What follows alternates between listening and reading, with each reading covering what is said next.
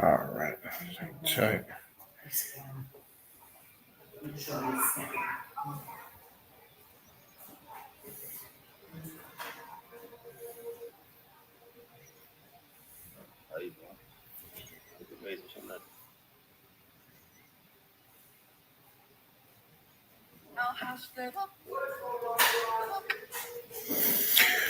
All right, let's do a couple of edits while we give everybody a little time to come in the room. Tight. All right. We're almost there. Let me just do a couple quick editing and we will get started. All right. Let's get into here real quick.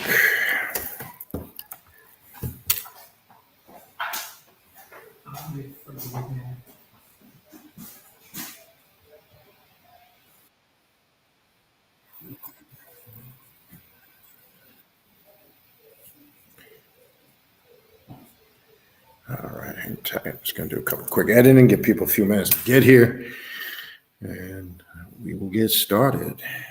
All right.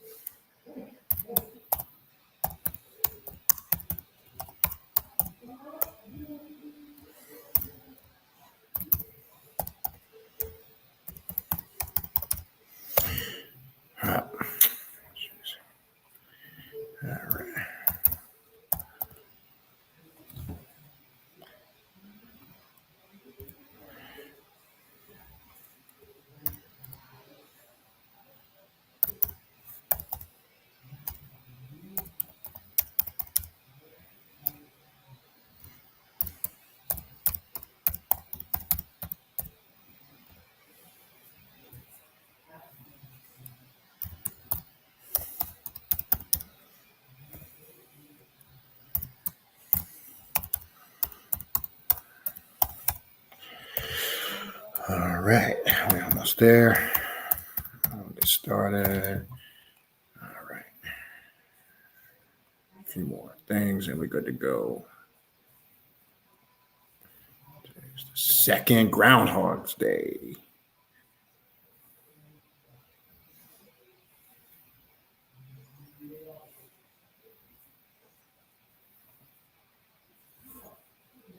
All right, I think we are good. All right, hang tight.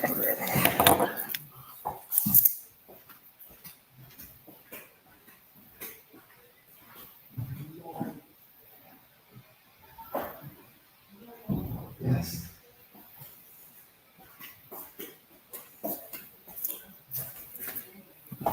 All right. All right. Let's give everybody a couple minutes to file in. I'm just going to run through some quick announcements. All right. Infernal Blessings. Welcome everybody here.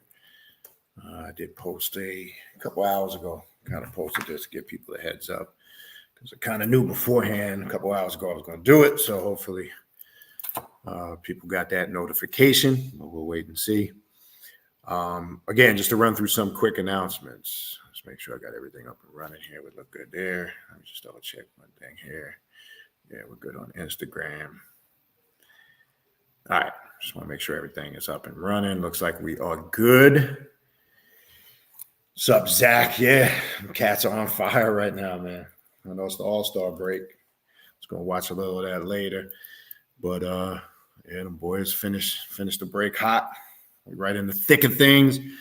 I'll be there on Tuesday night when they start playing back. I'll be there against the Flyers, right there, floor level, row 12. So looking forward to shit. Even though it's only been a few days, 4 or 5 days, it feels like I haven't seen hockey in a while. But anyway, all right, let me run through some quick announcements. Again, as I've been putting, I even have 3 videos I recorded today I'll got to upload later. So there's going to be plenty of content coming later tonight when I get some time, plus this video. As I'm putting out there, the window for the 2024 yearly forecast readings will end at the end of next weekend, not this weekend. After next weekend, that will be the last until obviously the end of this year going into next year. So if you are interested in booking a 2024 yearly forecast reading, you might want to do that now. And again, when you do send me an email, please, as I've been saying in the videos, you know what, let me go get the mic. Forgetting shit, hold on.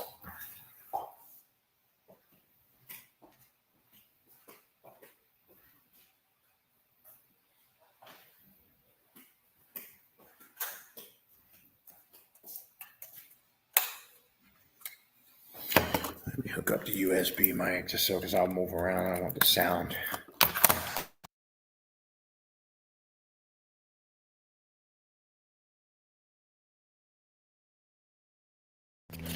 All right, hang tight. All right, I think we should be good. Make sure that's on. Yeah, that's on. All right. Yeah, so as I was saying, next week, the window will close for the yearly forecast readings. So if you want to book one, you send me an email. Please put in the subject title of your email, 2024 yearly forecast readings, so I can book that and get them all lined up and finish them so I can get to everybody. If you're interested in any other reading, shoot me an email, khnum19@gmail.com. Everything I'm telling you is in the description box of the video. And again, please include, people always send me emails. I'm available Wednesday at 3 o'clock. That's not giving me your availability. Unfortunately, if I wasn't that busy, I could accommodate on the spot readings. It just doesn't work like that. So when you send me your availability, give me an entire weekly availability that you're available throughout the week, every day, and be specific on the days you're not. Also put the time zone you're available, because as I said, I deal with people in all different time zones within the United States, and I have a lot of clients overseas, whether it's Europe, Africa, Middle East, you name it. I'm dealing with people from all over. So time zone information is very critical. And this just ensures the quicker I have this information, the quicker I can book slots, get back to you, and get the process going. Sometimes people are emailing me, they're just giving me bits and pieces, and it just saves the back and forth email. That's why I request that stuff. If you give me as much information in the initial email, we can just get to the process of booking it. Because if you forget your time zone, then I got to email you back. Okay, you told me the days and times are available. What time zone are you in? I'm in Eastern Standard Time zone. So if you don't tell me, I can't assume it's Eastern Standard Time zone. Because if I'm giving you a time and say you're in Pacific or Mountain or another time zone, then it's going to be off. So the more information you include in your emails for readings or consultations, the quicker I can book them and the less back and forth emails. That's my whole point. All right. So if you want to reach out to me, email address is going on the ticker there at the bottom of the video, and it's also in the description box of the video. All right. Also mark your calendars. Ready. Unbelievable. Second month. We're in February 2024. As they say, time flies when you're having fun, right? Starting again, pump out there the 2024 7th annual Journey of the Black Adept Conference here in Hollywood, Florida. It'll definitely be the 3rd, 4th week in October, but I won't know more on the exact date till later in the year. It depends on my travel schedule with my son's travel hockey team. That's the reason why. So I don't want to put a 3rd or 4th week out there. Then you do like Brother Eric did, and he'll go book his ticket for the wrong week. Let me stop messing with him. Eric's never going to live that down. I always tease him about it. But anyway, more information to come on that later in the year. Also, if you want to sign up for classes, it's right there in the ticker. It's in the description box of the videos. Go to the official Primordial Chaos Patreon page. at patreon.com/Baniti, Baniti. Tier 3 gives you access to all the classes I do every month on Patreon, which is 3, in addition to a group ritual. And as I've said before, when you join, you don't just get access to the classes from the day you join moving forward. You get access to everything in the archive going back 4+ years. That includes all the ritual work, the class work, in addition to the group rituals, which is 40 and counting. I promise you, you get on the Patreon page, you won't have enough of time to not be busy. Okay? The Patreon page is for those that want to do work, right? It's not just about talking. It's not just about, I mean, this is great. You know, we got to have the dialogue, the classes, but it's about putting in work. So if you don't want to put in no work, then, you know, that's on you. So if you want to take your, you know, your path to self-mastery to that next level, highly suggest you check it out. Patreon.com/Baniti, Baniti. Check us out on Instagram, which we are live now on Primordial Chaos 9 on Instagram, all one word. Also on Facebook, which we are live, Primordial Chaos, 2 words. I do have the TikTok page up and running. I made some edits to the bio. Pretty much got the basics all up and running. I will gradually be adding content. So you can now also check out Primordial Chaos. It is up and running. We have a TikTok page now. I figured it was time to get with the TikTok. You don't stop. No, you stop. Because everybody's been hounding me. Why ain't you on TikTok? Why ain't you on TikTok? No specific reason, probably just it's more to add to the list, but it is what it is. Work is work. So it's up and running. You can also, that'll start building up gradually over time. I'll be adding content from now on moving forward. I was getting a little familiar with the mechanisms of TikTok. It looks like the max video you can post is 10 minutes. So I'll post the first 10 minutes of all the new videos on there with a link. If you want to watch the entire video, you know, check it out on YouTube. I'll also be posting the regular posts that you'll see in some of the other platforms to reach the TikTok audience. So I'm working on it, people. I'm working on it. Yeah, I see that. If I'm saying your name right, Hot Headliest. Yeah, I've only been up a couple of days and already I'm getting clicks. So I noticed that. And that's the one thing somebody was telling me. For whatever reason, it seems like you get a lot more clicks or follows. So we'll see how it goes. So you can check out all those platforms. Also check out the Primordial Chaos podcast, available on Spotify, all major podcast platforms. All of the links to the social media pages, how to email me to request readings, consultations, the link to the Primordial Chaos page for classes. All of that's going to ticker on the bottom of the screen right now, and it's also in the description box of all the videos. All right. Don't forget to hit the like button. The more likes the video gets, get these algorithms going. As you know, what I talk about, they dumb down the algorithms. I don't, you know, obviously I'm not talking about mainstream shit. So, you know, it's a little harder for my videos to get out there. My views are pretty much legit what you see. You know, you got people out there who buy views, who get companies to show them shortcuts to get views with all these little shortcut methods they have. Don't believe a lot of the shit you see. A lot of them views are brought. My views, though, I may not be getting 10, 15, 20, 30, 100,000 views and all that. You're seeing obviously legit views, right? I don't have time to do all that bullshit. All right. But anyway, you see the subject. I've been meaning to get to this for the last couple of weeks, been a little busy. So today things went fairly smooth, even though the week is always busy. It's been extremely busy with yearly forecast readings out the yin yang, going back to around Thanksgiving, believe it or not. I've been hard at that in addition to everything else that's going on. So I appreciate all you guys, and might be some of you in here now. I don't know. I appreciate all you guys reaching out and the ones that have scheduled, waiting for their forecast reading in the next week or so. I got you. If you got your email, you got your link, you're locked in. If you paid, you get your Zoom link. That's how it works. If we agree on a date, just let me throw this out there. Sometimes a person agrees on a date. I don't send the link until payment is received. That's just how it works. Reason for that is it's not just about money, because if last minute you change your mind and that time slot is open, that could be for somebody else that's available, ready to go, and wants to pay and do the reading. That's why I do that. I don't lock a time, even if we agree on it in an email, because somebody said, oh, I thought we agreed on a time, and they contacted me the day of. and didn't make payment. It's nothing personal. It's just I'm going to keep all time slots open until payment is received. That's when you get your Zoom link. That's just how it works. It's business. All right. It's nothing personal, because again, maybe something goes wrong. You back out. I can't afford, with being on such a busy, tight schedule. If you back out, I might have somebody else that's ready to go. So I'm gonna give that slot to them. That's just how it works. All right. All right. So I want to review. I talked about this book. I'm actually one of the many contributors to this book. It's a book that I'm very proud of and happy of, not just for myself, but for all the authors and contributors of this book. As I've mentioned to you guys before, I don't talk about it all the time because it's not really necessary. I am a very proud high priest in the temple of this ascending flame. I've been part of the temple since 2019. After exiting the temple of Set, after all the political bullshit I went through there, not even gonna waste my time getting into that. You guys saw the video I put out a little while back, 4 or 5 years ago, explaining all that. But anyway, I have contributed several rituals to this book.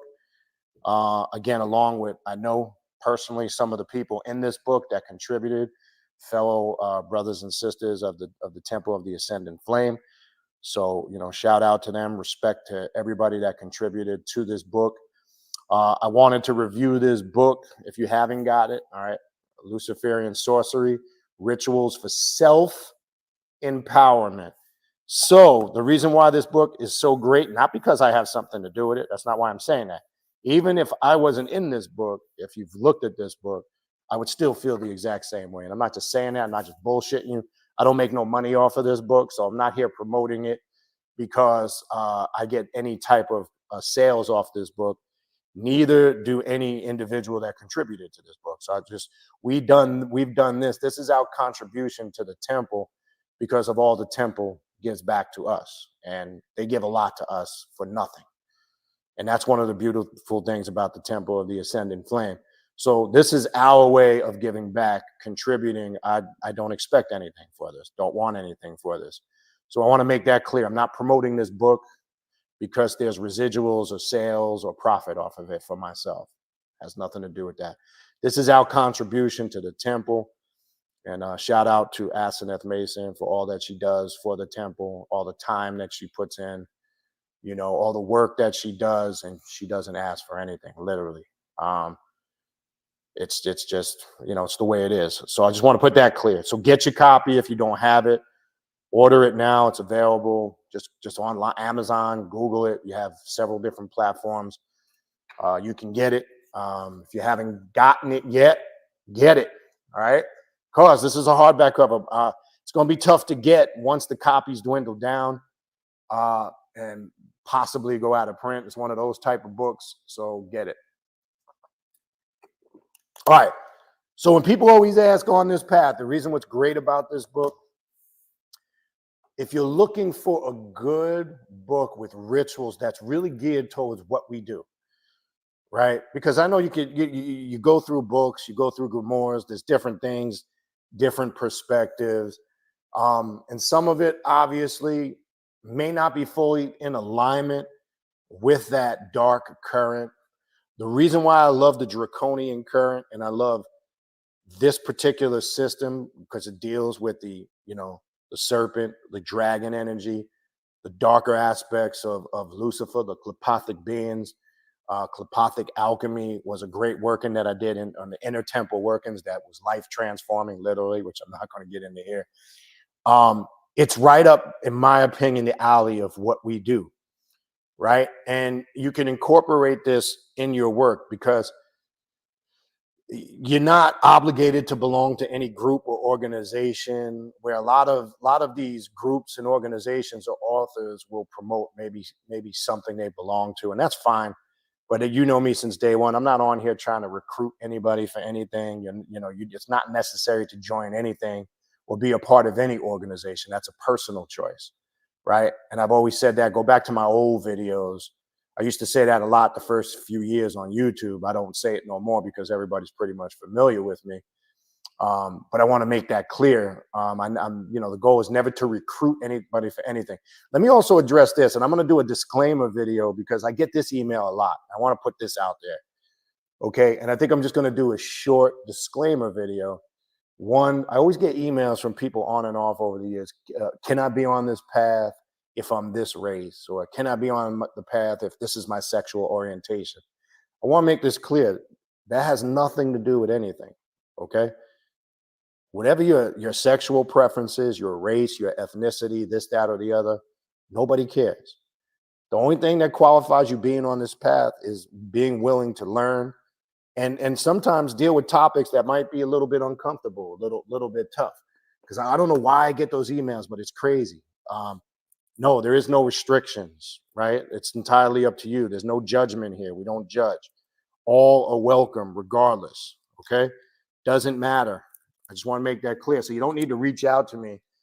The only thing that determines if you should be on this path or not is if you're willing to do it and you're willing to commit. That's it. I just want to make that clear. And I'm going to make a short disclaimer video and make sure that that is up and title it such so people see that, right? You don't need to reach out to me. First of all, myself or anybody else doesn't have the authority to tell anybody what they can and cannot do. Anybody that thinks they have that authority, man, fuck that. Screw them. Go the other way, right? There's no judgment zone here, like they say at Planet Fitness, right? No judgment zone, right? Doesn't matter, right? There's going to be things on this path, people on this path you agree with and you don't. Doesn't matter, right? The one thing that we have to accept on this path, even when we're dealing with the Luciferian mentality, is tolerance, right?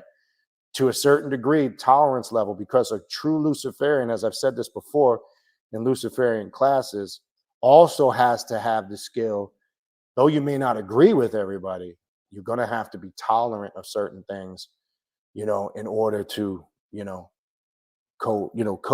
just coexist, but work within that Luciferian current. Now, I'm not saying you need to be tolerant to the point where somebody disrespects you and gets stupid. That's not what I mean. I just want to make that crystal clear. Now, we don't deal with no bullshit. We don't deal with that soft, turn the cheek the other way. I'm saying within reason and respect, we respect everybody on this path, regardless of your race, regardless of your ethnicity, regardless of your sexual preference, regardless of your upbringing, right? I just want to put that out there and make that clear.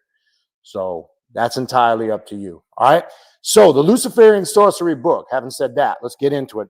Like the previous book, it's first, let's talk about, since we're doing a review, it's a nice hardback, right? Good quality. Asenath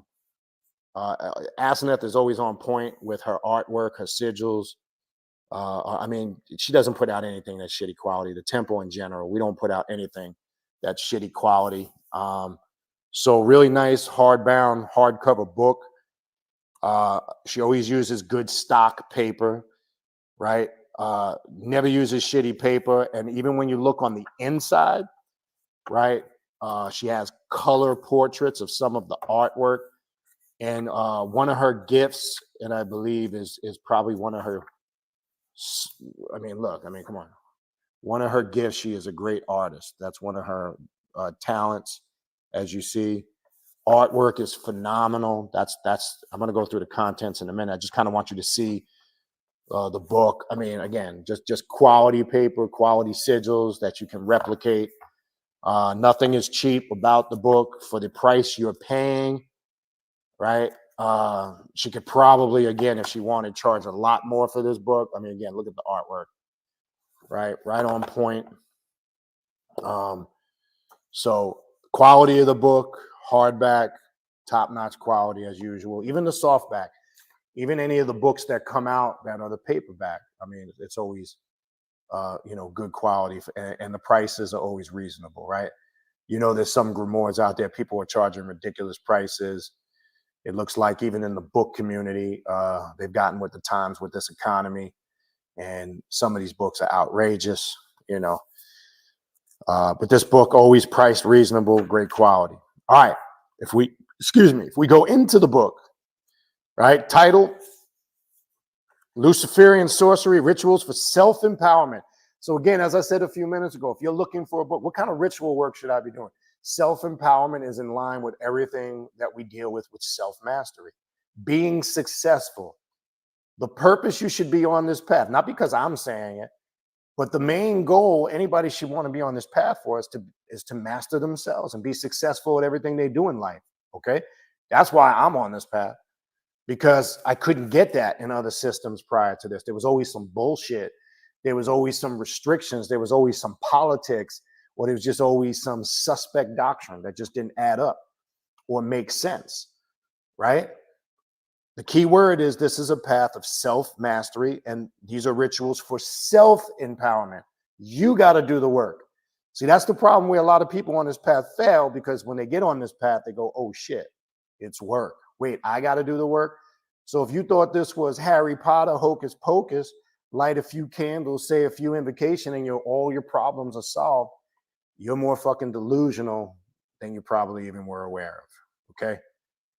That's just not true. And I know there's people on different platforms, different social media platforms, websites. Unfortunately, you got people that promote it like that. And some people, it's misleading because they think, oh, wait a minute. I thought if I just did this ritual or this spell, that all of that would be resolved. No, sometimes you got to stay at things. You got to stay on it longer. Maybe it's more than a one and done sometimes, right? That's just understanding how this works, how ritual magic works. People don't really fully understand it. Now, don't get me wrong. Sometimes out the gate, you might get that quick result. It happens. I'm not saying it don't. Did I freeze up? What the hell happened here? Are we back? What happened? Why can't I see myself? Can you guys see me? This has happened before. Can somebody type in the chat that you can see me? Because computer's bugging out. Can somebody confirm that you can see me? Because I lost imagery on the live stream. Okay, thank you. I appreciate it. This has happened before. I don't know. As long as you guys can see me, it's fine. I don't need to see my ugly ass. I can see myself. I can see. All right, Bree says, Marcella says frozen. It might be. All right. Okay. Yeah. As soon as you start saying certain things, talking about certain things, they try to bug out. You guys only want to know what happened at the end of the year. Class ritual. They started messing with it real bad. All right. Looks like most of you can see me. If you can't see me, you might want to go back out, come back in. I just wanted to make sure. I can't even see myself on the StreamYard. I probably can't. Hold on. Let me just check the YouTube. I'm sure I can see myself on there. That's probably what it is. So it's probably the live stream. The what you call the StreamYard was cutting up. But hold on. Oh, hold on. This thing bugging out, man. Hold on. Internet connection is good. Let me just check one thing. Hold on. I'm hitting YouTube. It's saying this page is having a problem. Try coming back to it later. What the fuck? All right, you guys can all see me. I'm clicking YouTube and it's telling me. Let me click it again. That shit is bizarre, man. But you guys are saying you can see me. No, cancel. We don't want to do that. Hold on. This shit's crazy. Let me just check one more thing. Hold on. All right, I don't know what's going on, but it's bugging the fuck out. Now it says just saying to say frozen. I don't know what the fuck they doing. Hold on.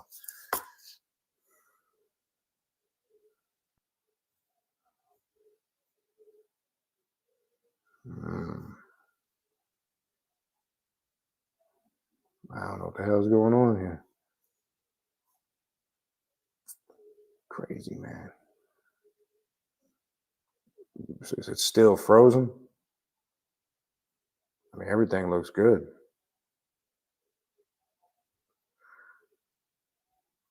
Internet connection strong.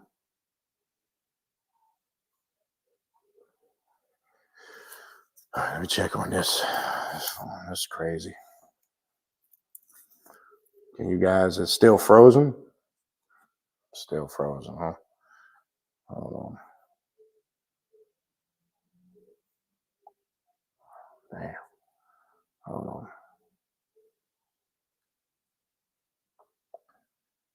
Hold on. I don't know what the fuck is going on here.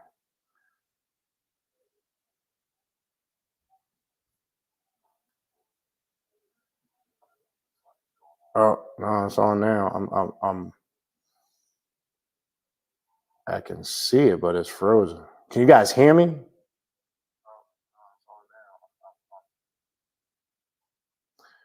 Yeah, I see it's frozen. You guys hear me?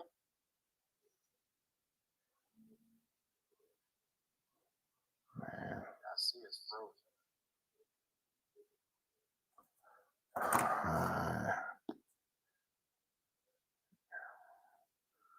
I don't know what's going on. Hold on. Let me see if I go out and come back in without ending the stream. Yeah, because I just went on. I could hear myself, but it is frozen. Hold on. Let me see something. Let's do this.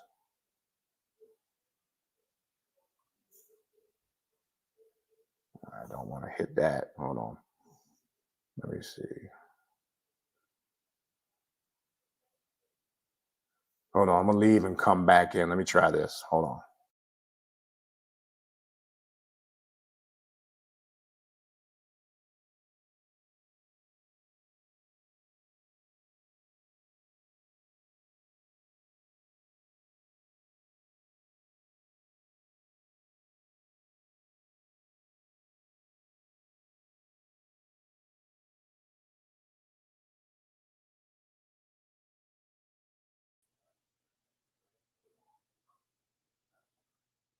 Can you guys see me now? Or is it still frozen?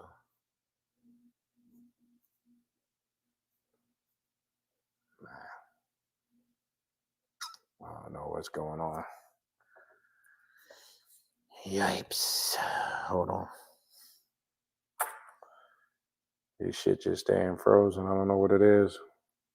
Something with the screen's black. I see that. Hold on. Let's see something. Yeah, I'm seeing it on this end. So it's something. It's yeah. I see it. I'm looking at it myself now. Yeah, I'm seeing it on this end. So all right. Something with it's the live stream. Hold on. Let me try one more thing.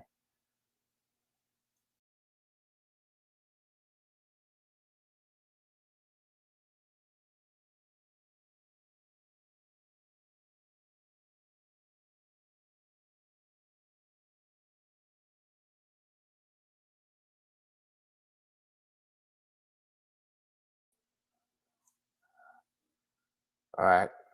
Look like it's back. Can you? Yeah, somebody's definitely playing around. Can you guys see me now? Because I can see myself on the screen. Can you see it here? Somebody confirm.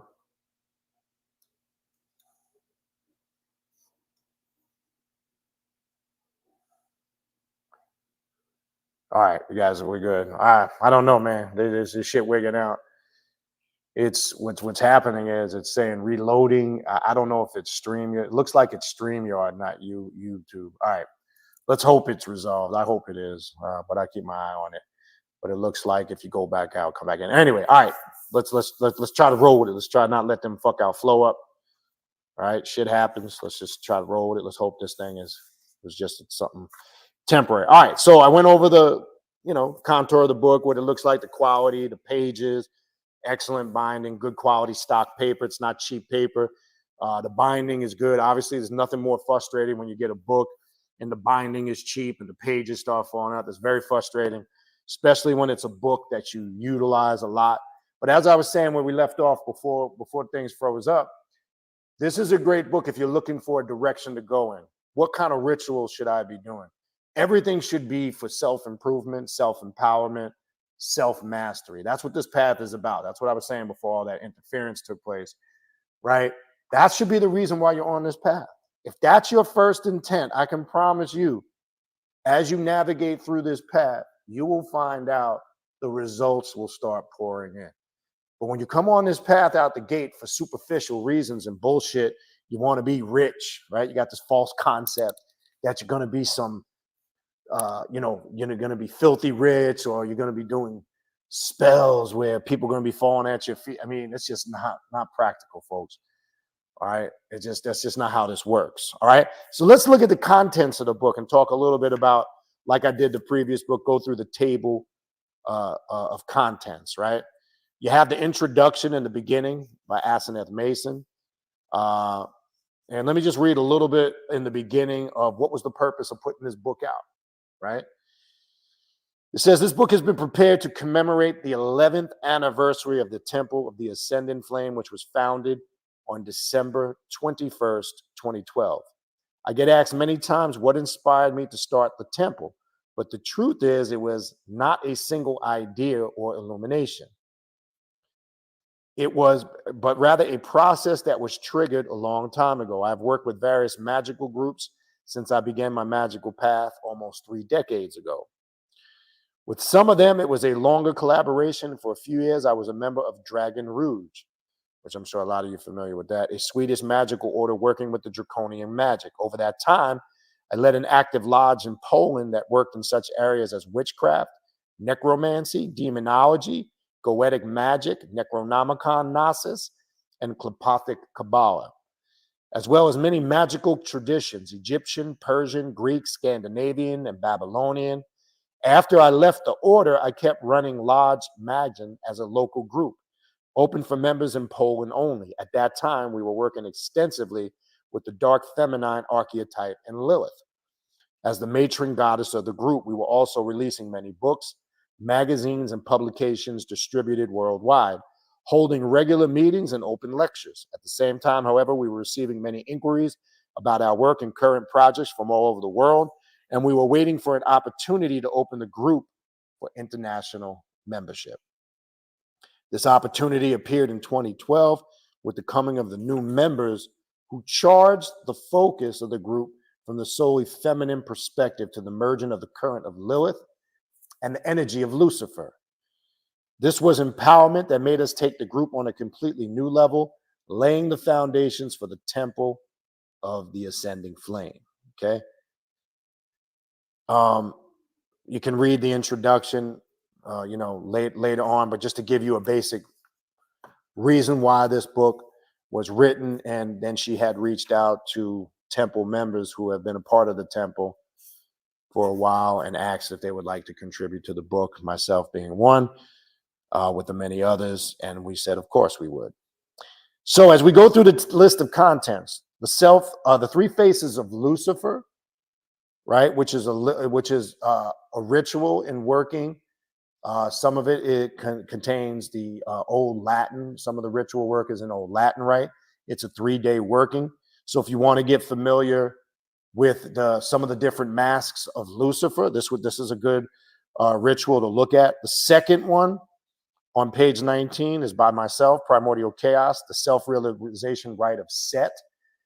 So what some of you may or may not know, there's also a group that's connected to the Temple of the Ascending Flame that I run, called that deals all with Egyptian Hecker. Hold on one second. Somebody emailed me. Hold on. Somebody text me. Get back to that. Hold that thought for 1 sec.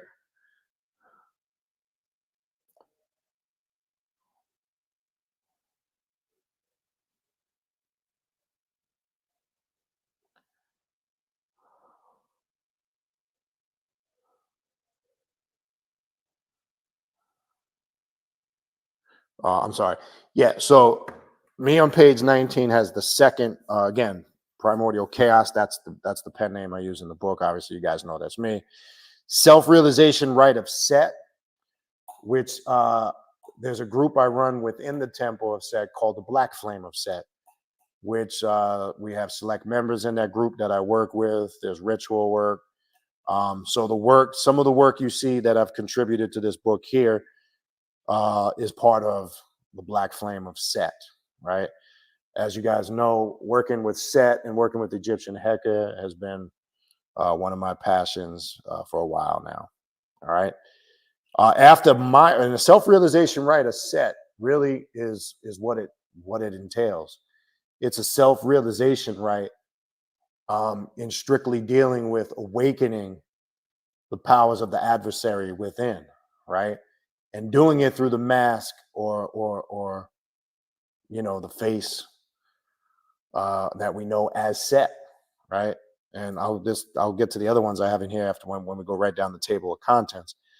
So if this is work that interests you, Egyptian Hecker or left-hand path Egyptian magic, because I deal with that aspect of it, not that fluffy stuff you see mainstream. Self-realization, right, is again, let's go to it real quick. And it starts on page 19. If you have the book, and I like the way she did this for my section, she put the picture of a Zazzle there, which I love that, right? And you'll see it on page 19, self-realization, right, a set. It has the full instructions, all the ritual tools you need, the mirror, 2 black candles, pentagram, sigil, chalice. You'll see it's all in there. Again, this is to awaken the powers of the adversary within. So if you really want to start connecting with that current, then this is something you might want to seriously look at to connect. After that, when you go to the next in the table of contents, and if you have the book and you're following along, you can kind of just follow along with me as I go through it. Then there's a working by Asenath Mason next, the Abaddon working, which that's pretty intense. And it gets into, serious works of deconstruction and reconstruction. That precedes it. And we've done some work on Patreon with Abaddon the Destroyer. And there's a reason why he's called Abaddon the Destroyer. What's going on, brother Jack? Jay Jizzle. I just saw you at the bottom there. Just caught the corner of my eye, man. I know we got to talk, man. Been a minute. So Abaddon the Destroyer is just that. I just want to make this clear, maybe more so for newer people. I know some of you guys that have been on the path know. I know sometimes we can hear a lot of these terms: chaos, destruction, darkness, and people just think it's gloom and doom. No, it's chaos and destruction because things need to be destroyed, annihilated, and devoured so they can be put back together again correctly. See, nobody talks about what follows the destruction. And that's why I've been saying for years, when you're devouring and destroying and consuming all these things we talk about on this path, what are you replacing it with? Because that's just as important as the destruction process, right? So something must replace it, something that's beneficial for your personal growth, for your path of self-mastery. That's the point.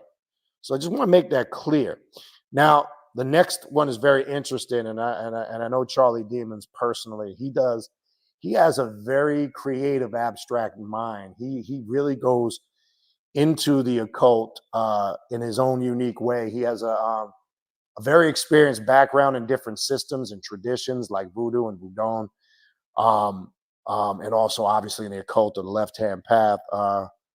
And again, whether it's in temple gatherings or conversations I've had with him, he's going to come from a different source. He's got a path working in here called Descension into Ice. Okay. And very interesting. This is something probably very different than you've probably have seen, right? I would encourage you guys to take a look at that. And it's dealing with the dragon energy and dealing with, yes, descending into ice and fire, which is unique because there's such thing when things are freezing cold. If you know what this term means and you live in cold weather, you can get frostbite or frostburn, right? Cold and ice can be so cold, understand this, that it can burn. I know that sounds crazy, right? But those who know about winter climate and freezing cold temperatures and frost, right? So it's a very unique ritual. And again, you can see where Charlie's mind is coming from. The next working is by a very popular author that a lot of you might be familiar with, Edgar Cavall, who again he adds being from his background, coming from a lot of those Latin American left-hand path occult traditions. Edgar's done a lot of you guys, I'm sure, have seen his books. Seen him on his website, his Facebook page. He definitely brings. I think what's unique about this book is everybody in this book brings something unique to the table. That's what I think is beautiful about this. You can see the creativeness of everybody in this book. You can see, how their path has flourished and grown, and and the influences they've used to draw upon their spiritual path and how effective it is, in my opinion. That's just my opinion. And Edgar Cavell, he puts out some intense work over the years. He's got a Klepothic working in here. That's on page 39. Then the next working, which is a great working, is Asenath Mason's Mistress of Dreams with Lilith. And one thing I can say about Asenath when it comes to Lilith, look, I'm just going to, I'm just saying this. You just know when some people are connected. When you talk about Lilith energy and being connected, there's just a vibrational energy that certain people have. There's a look in their eyes. There's a certain energy that they just carry and possess. And when it comes to her doing these type of workings, it's, in my opinion, it's lights out. If you're looking for Lilith work, and not the bullshit Lilith work, because there's a lot of bullshit out there. Okay. Unfortunately, what I've been seeing over the last several years, there's a lot of these new agey concepts of these dark goddesses. Like there's a lot of watered down stuff now with Kali, with Hecate or Hecate, depending on how you want to pronounce it, right? With Lilith, right? It just, there's this new agey stuff. Look, they fucking with it again. There they go. Look, see, they fucked with it again. Back. You guys can hear and see me. It just blacked out, came back. Somebody confirm, just to make sure. It looks like it's okay. Somebody confirm in the chat, please. Look, I can see myself and hear myself. Can you guys hear me, see me? Somebody confirm. All right. Yes, he says yes. Yes, he says yes. There you go. Well, yes, see. I don't know if I'm pronouncing it right. Bree says we're good. Yeah, it looks like they're going to be fucking with us, people. It just blacked out for a quick second and came back. So it's just, again, all right, we roll with it. Let's not put too much energy to it. All right. So that's that working by Asenath Mason. Then we have a great working by Noctilius Isaac, Samael, the Angel of Death.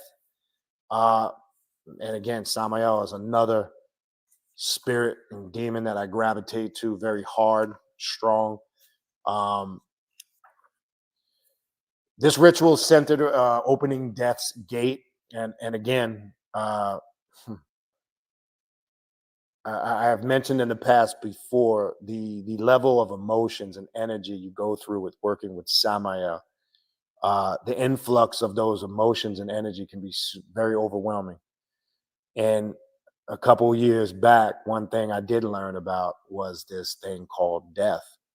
And just briefly reiterating that I mentioned in the past, I wanted to feel the energy and the emotions, not just of myself, but others around me felt, which was a very beyond life transforming experience. It was very emotional. It was emotions. When I say they were stabbing emotions is the way I describe it, because they were hitting so hard.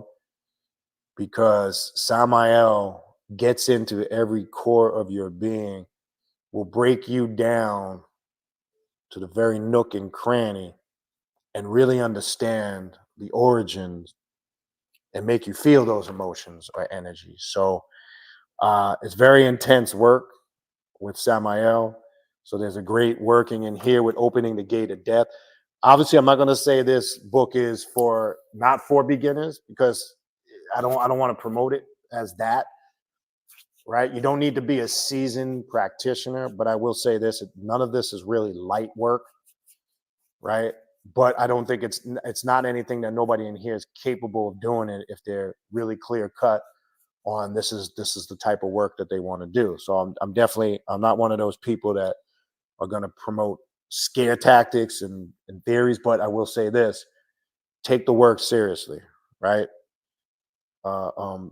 Approach it with respect. One, first and foremost, for yourself. Two, that your goal and intent in going in this is to grow, right? Is to change, is to transform, right? The next working on page 61 is by Matteo Jaramillo, Communion with the Dark Master, Mephistopheles, another mask of the adversary. that's intense. We've done some temple workings where we've created our own Mephistopheles mask. I've done some work with that on Patreon. And I can share with you, I'll never forget that experience of doing the ritual, creating the mask, charging the mask on. And then when you put the mask on, what I experienced, I mean, I thought I was having a panic attack. My eyes, it's almost like when you cut onions and your eyes burn in water. That's the feeling. My eyes were, I mean, just imagine that 3-4 times fold than normal. Like imagine cutting a really bad, strong batch of onions. And I just remember my heart racing, my adrenaline rushing, because I felt this energy come over me that I never felt before. I felt like not just leaving my body, like I was being separated from my body. And as I looked through the mask, everything became like liquidy, like it was melting. So what was happening when you work with some of the mysteries of the adversary in this form of Mephistopheles, what tends to happen is you literally are leaving what we're calling three-dimensional existence, right? When you connect and you're opening a porthole or a gate, Mephistopheles is a unique one. Okay. But once I was able to calm my adrenaline down, things started to, level themselves out, and the experience was fucking exhilarating. Picture it being on hallucinogens. If you know what you experience when you're on hallucinogens, and you open a porthole or a gateway to a spiritual realm that, again, I can only explain it very limited in words, but I saw things, because when you're doing a ritual working like that, putting on the mask of the adversary, you're looking through the eyes of that God or that spirit, which that's what I mean when you embody and become. So we're not trying to worship anything. That's what I mean when I say that. We want to merge and become one and embody what that spirit or archetype, demon or goddess represents, because it's all connected to us. We get fucked up when we think this is all separate from us. It's not. Is there what appears to be an external manifestation? Yes, because that's you creating that external manifestation from yourself internally through the power of your mind. It's how you manifest them. Once you start thinking about it, giving it shape and form, that's when the manifestation happens. But technically, who was the creator? You were. This is why that first Hermetic principle, all is mental, mental is all, the universe is mental, is in alignment. People just don't understand it. Because some people always think, oh, everything is mental, nothing is real. It's just, no, that's not what it means, right? Oh, nothing is external. It's just symbolic. It's just everything is inside the mind. That part is true, but people don't know how to expound on it in its totality.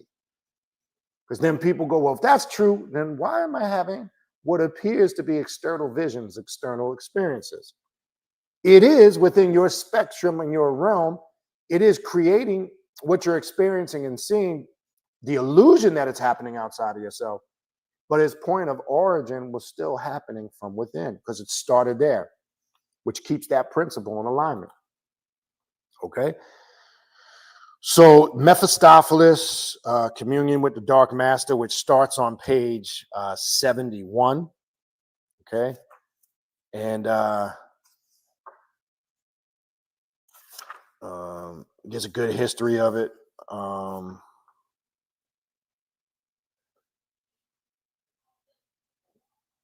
But you could see the working for yourself. Definitely another working that'll be very productive on your path. After that, you have a working from Edgar Cavall, Rite of Absorbing the Lunar Current of Lil Azhazil, right, which is on page 93. Okay. And if you're not familiar, this is an aspect. If you have the book, go to page 93. You may not be familiar with this aspect, or, as I said, Lilith has many different paths, like many other systems. The following ritual was developed in the purpose of absorbing the lunar current of the Queen Mother Lilitu Az. It involves sexual libations and sacred nectars. This is not a ritual for somebody who froze up back. They fucking with it bad. Yes, so this is a sex magic ritual. And if you have issues with your sexual energy, this might not be a ritual for you. Not that it's complicated, not that it's, but you're going to have to be willing to explore your sexuality when you're doing some of this work, because it doesn't hold back on any of that. All right. So that's the working by Edgar Cavell on page 93. The next working is by myself, Primordial Chaos, on page 98. It's the Lioness Warrior Sekhmet working. This also is a working as part of the Black Flame of Set group within the Temple of Ascending Flame. You'll see the sigils. Everything is there that you need for the ritual. You'll see the sigil, everything that is for the ritual that you can utilize. The instructions on how to set it up. Not a complicated ritual, but yet it is a very powerful and effective ritual connecting with the divine, sacred, demonic, feminine. As you know, Sekhmet, if you're familiar with working with Sekhmet, she has nothing to be played with. What I've always said about this is just my experience. People might have a difference of opinion on this. Yes, you take demon goddesses like Sekhmet, like Lilith, like Kali, etc. But when it comes to pure warrior energy, aggression, and fierce, I don't know if violence is the right word. I don't think anybody has anything on Sekhmet, because when she comes in that form, it's nothing to be played with. And regardless, even if you're a man, it's a very powerful working for you, because we also have to get in alignment with that, harmonizing that feminine energy out. And the feminine energy on a spiritual level isn't what people think it is. Trust me when I tell you. So another good working for that. The next working is Mike Musaki. I don't know if I said his name right, or Musok. I don't really know this person, to my knowledge. He did a Hecate or Hecate working, the primordial force of creation and destruction, which is centered around that, remember? Right? Because the two go hand in hand. In order for something to be created, something had to be destroyed, and vice versa. In order for something to be destroyed, something was created. We have to understand that, right? And that, in the essence, is the cycle of what this path is about, okay? After that, you have on page 109, another working by Asenath Mason, Female Satanism and Initiatory Mysteries of Sex. Okay, again, if you're not willing to explore your sexuality, probably not a working for you. This is a great working though, okay? And it's connected with,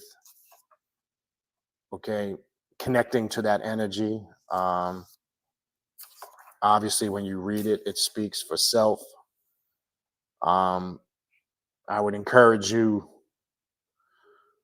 if you're looking to really understand, embrace your sacred sexual energy and use that as a powerful magical tool and vessel on your path, because that's part of the work on this path, right? 100%. That's part of the work. But like I say, some people still some shy away from that. So I would definitely check that out. Okay.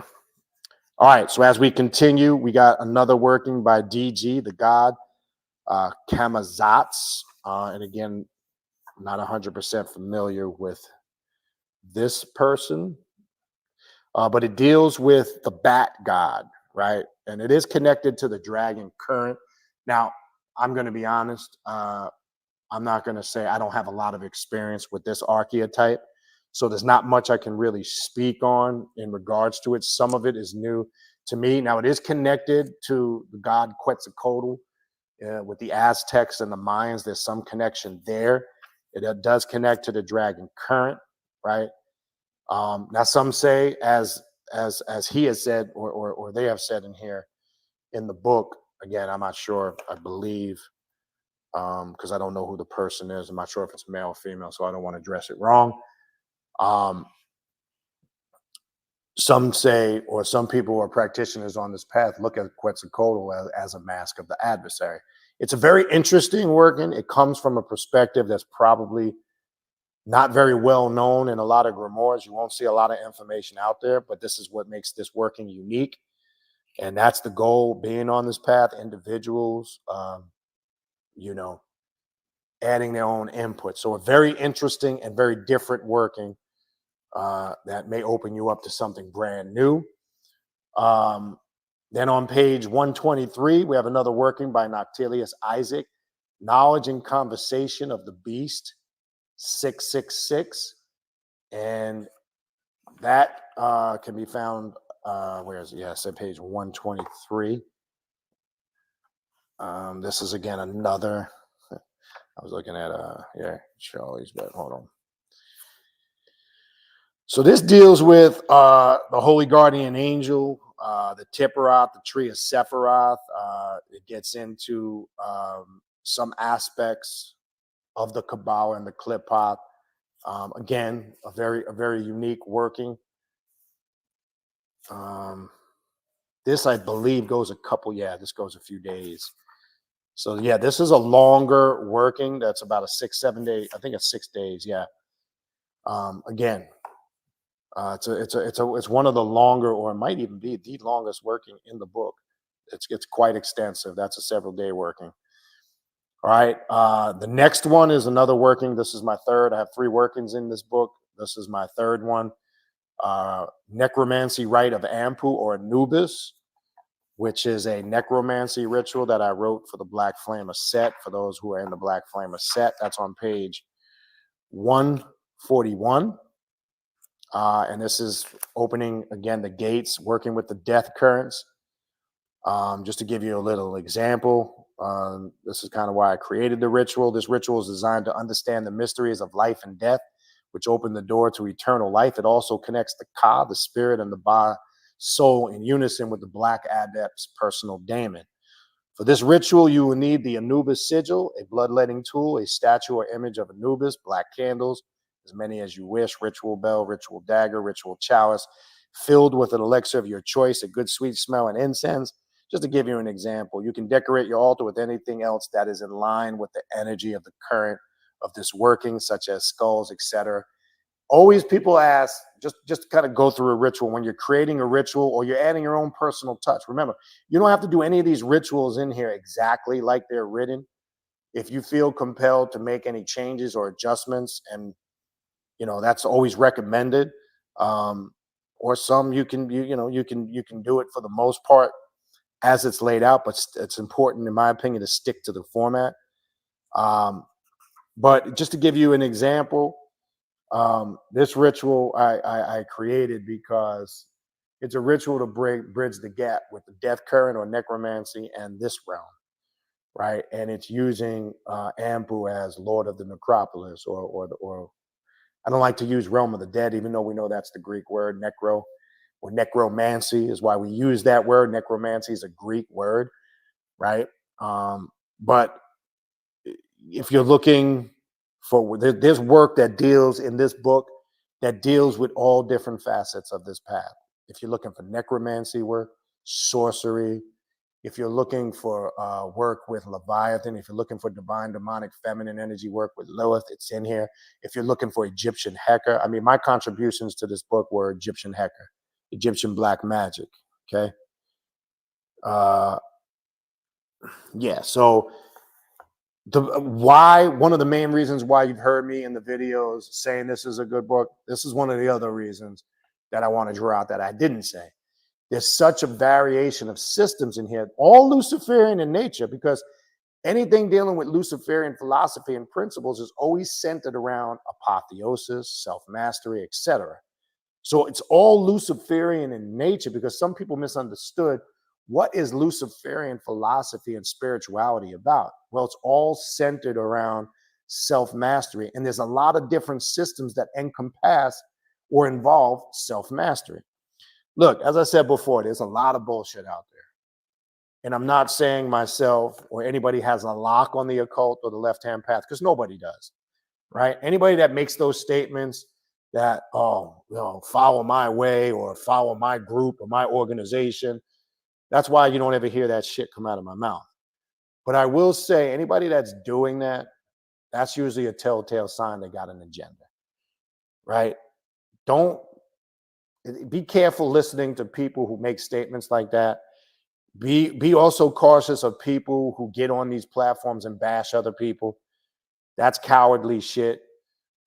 Especially if you, it's one thing if you are responding because you're being wrongfully attacked, but be careful too. That's a telltale sign of somebody that's got an agenda when all they want to do is get on social media and attack people for bullshit reasons, especially if it's not justified. But my point in saying all that is there's such diversity in this book when it comes to spiritual rituals. That's all in line with the Luciferian current, which is self-mastery, right? So there's not one, and this is why even when you're reading books on Luciferian spirituality, read books from different authors. As I said before in the past, you take an author like Lucian Black, he deals with a lot of the astrological aspects of Luciferianism. You deal with a guy like Simon Alvarez, who really one of his main focuses is debunking Catholicism and Christianity because he had such a strong upbringing in that. So he uses the Luciferian philosophy to reform and address that. That's his approach. Then you take a guy like Richard K. Page, who I really like. He comes from a very spiritual, esoterical aspect of Luciferianism that's a little bit different from everybody else's, and it's very nonconformist. It doesn't subscribe to one particular belief, and I say belief based on Luciferian principles. He tends to be one of my favorite authors on Luciferian spirituality because of the type of ritual work also that he has created in working with Luciferian spirituality. Because I think his work it involves a lot of these different systems, but he doesn't confine it to like anything in particular that you can really align it with, in the sense that there's this, oh, you must follow this pattern or the way. I'm not saying that some of those other authors do that, but some of the other authors focus maybe on a particular area of Luciferian philosophy. Even with Michael W. Ford, there's many things in his books I like on Luciferian philosophy, but then there's some things I don't really mess with because I don't really agree with. Not agree with in the sense to be combative, it doesn't do anything for me, right? Just like somebody might watch my channel, watch my content, or read or stuff that I put out, and they have a right and they can feel the same way, and that's fine. That's just the way it is. But the great thing, the diversity of this book and the rituals that's in this book is phenomenal. So if you're really looking for, yes, you can scatter through a ton of different books, but if you're looking like for a good volume book with all different, this is a great book for that. 150%. This is a book that's going to cover all aspects. So again, that's the third working that I contributed to the book. That's on page 141, the necromancy rite of Ampu or Anubis. So for those of you that work with the necromancy current or do necromancy work, you would definitely, I'm sure, get something out of that. The next working is 5 more in here. Well, 4, and then we'll run through the contributors, and then we'll have a little dialogue. The next working is by Grayscale, the Adversarial Tantra. That's on page 145. And the purpose of this working is to manifest and link the aspirant to the esoteric aspect of the adversarial archetype, right? This is another very interesting working that I think you'll get a lot out of. Also, my sigil of Anubis for that working is on that page. So this is a really good sigil if you've ever worked with it. But again, you can tap into that in your own time. So if you do Tantra work with the Yaman Taka, if you're into this, it goes into a lot of the Upanishads and some of the Dravidian culture and work. Again, you see the diversity. You're getting work in here that's tapping into many different cultures, but the left-hand path, the cult aspect of those cultures. Okay, so good stuff there.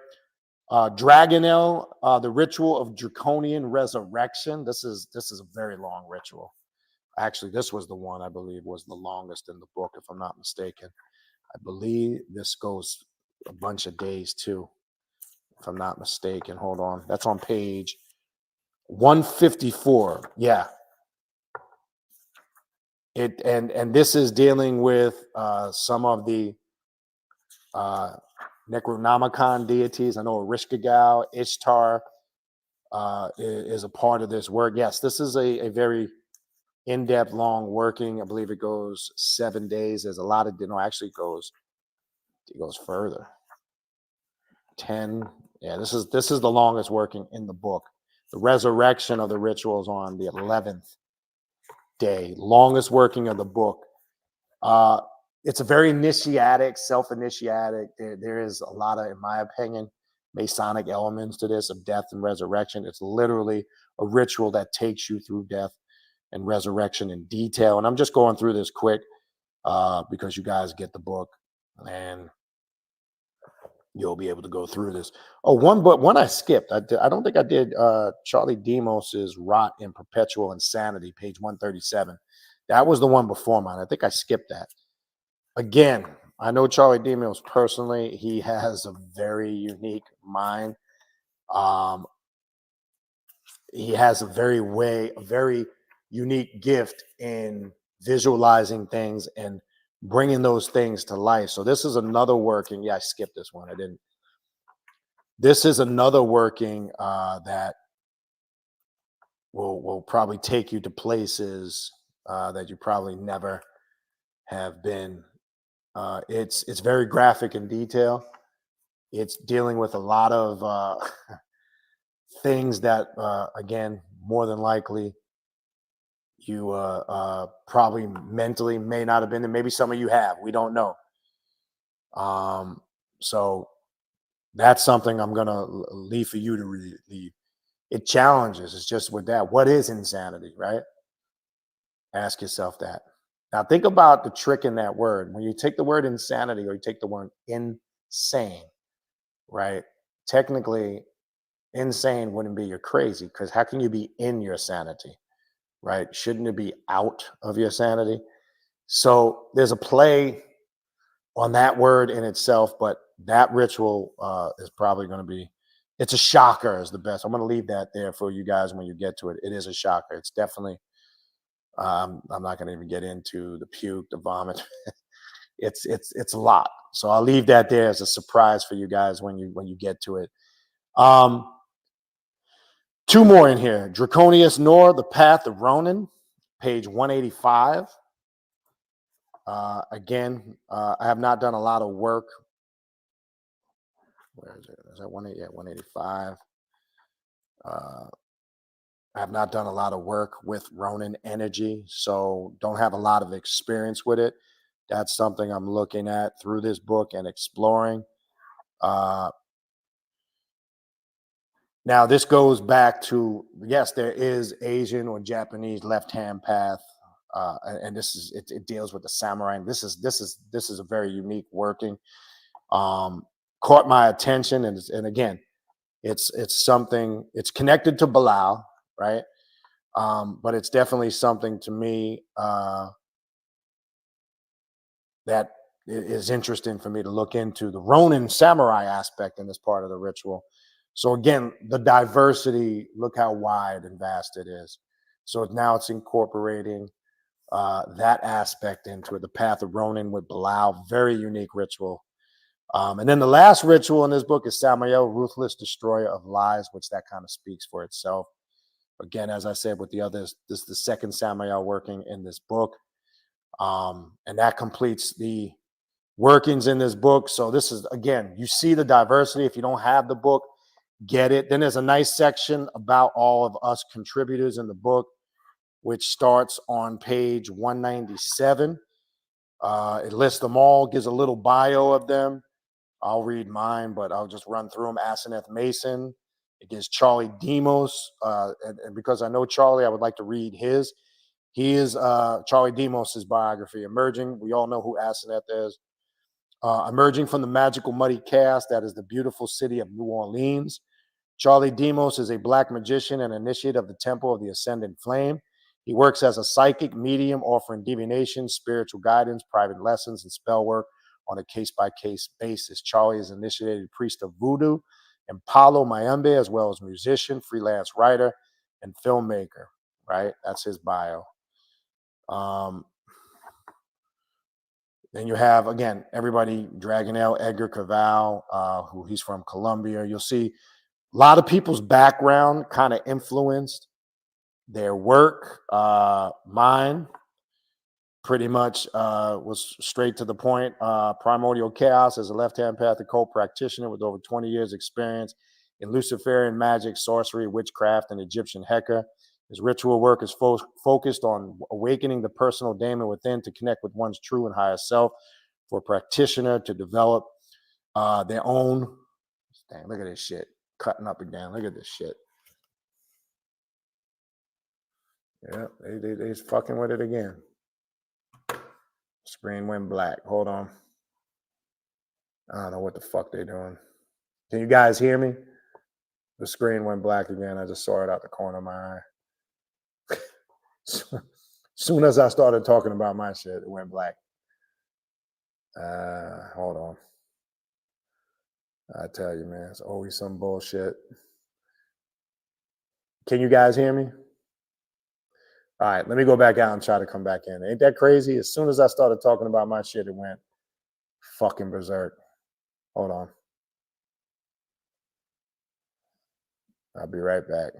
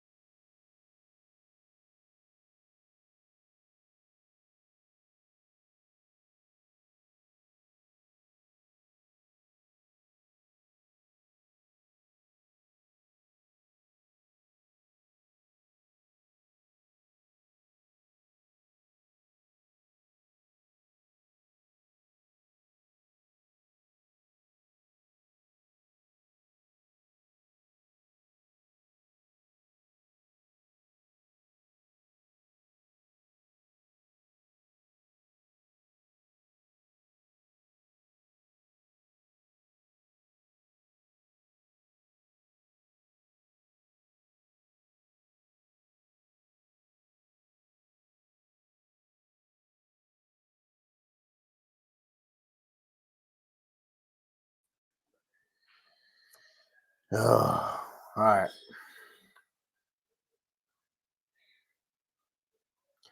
Can you guys hear me? Man, that shit is bugged out.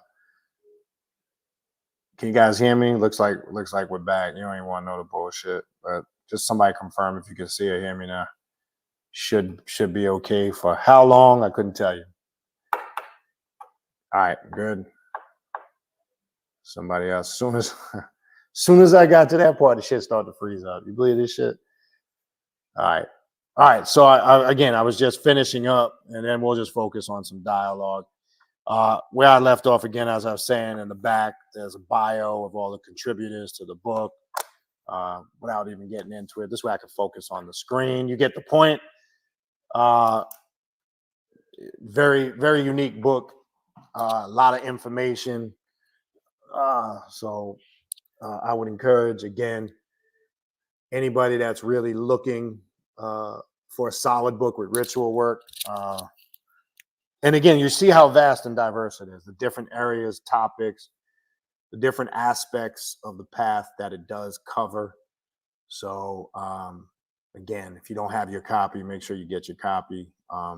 Well worth the investment. And again, who would not want to invest anything that deals with rituals of self-empowerment, right? Something very, critical for you on your path. So what I want to do now, if you do have the book or you've had the book, if you maybe have any questions about anything that's in the book, I want to talk a little bit about Luciferian sorcery and spirituality. If you got any questions, type them in. I'll be more than happy to answer them. We'll finish with that. But bring your questions. If I don't see too many questions, then, really no point. But I could really elaborate and, go on for this for quite a bit, right? So let me see if there's anything in the chat. I'll go back up. Yeah, so they definitely fucking with this shit tonight because my internet connection is super strong. I got good quality, high speed, fast internet. It's definitely not my internet, and I don't know if it's YouTube, and I don't think it is from what I was seeing and looking at. So I really don't think it is. But for whatever reason, yeah, they are definitely messing with it. Let me just see if this.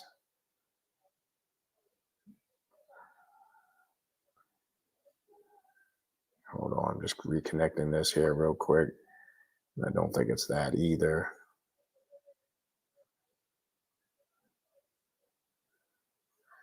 Yeah.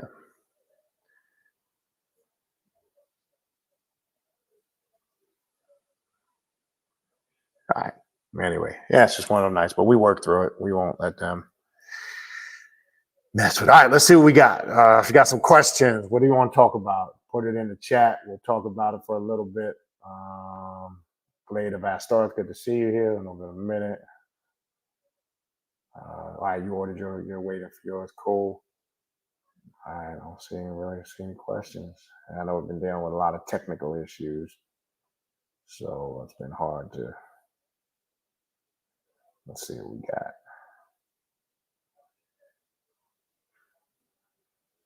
I don't see anything in here.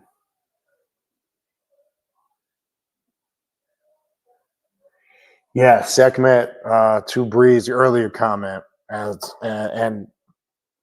that was one of the reasons why I wrote that ritual working with Sekhmet, because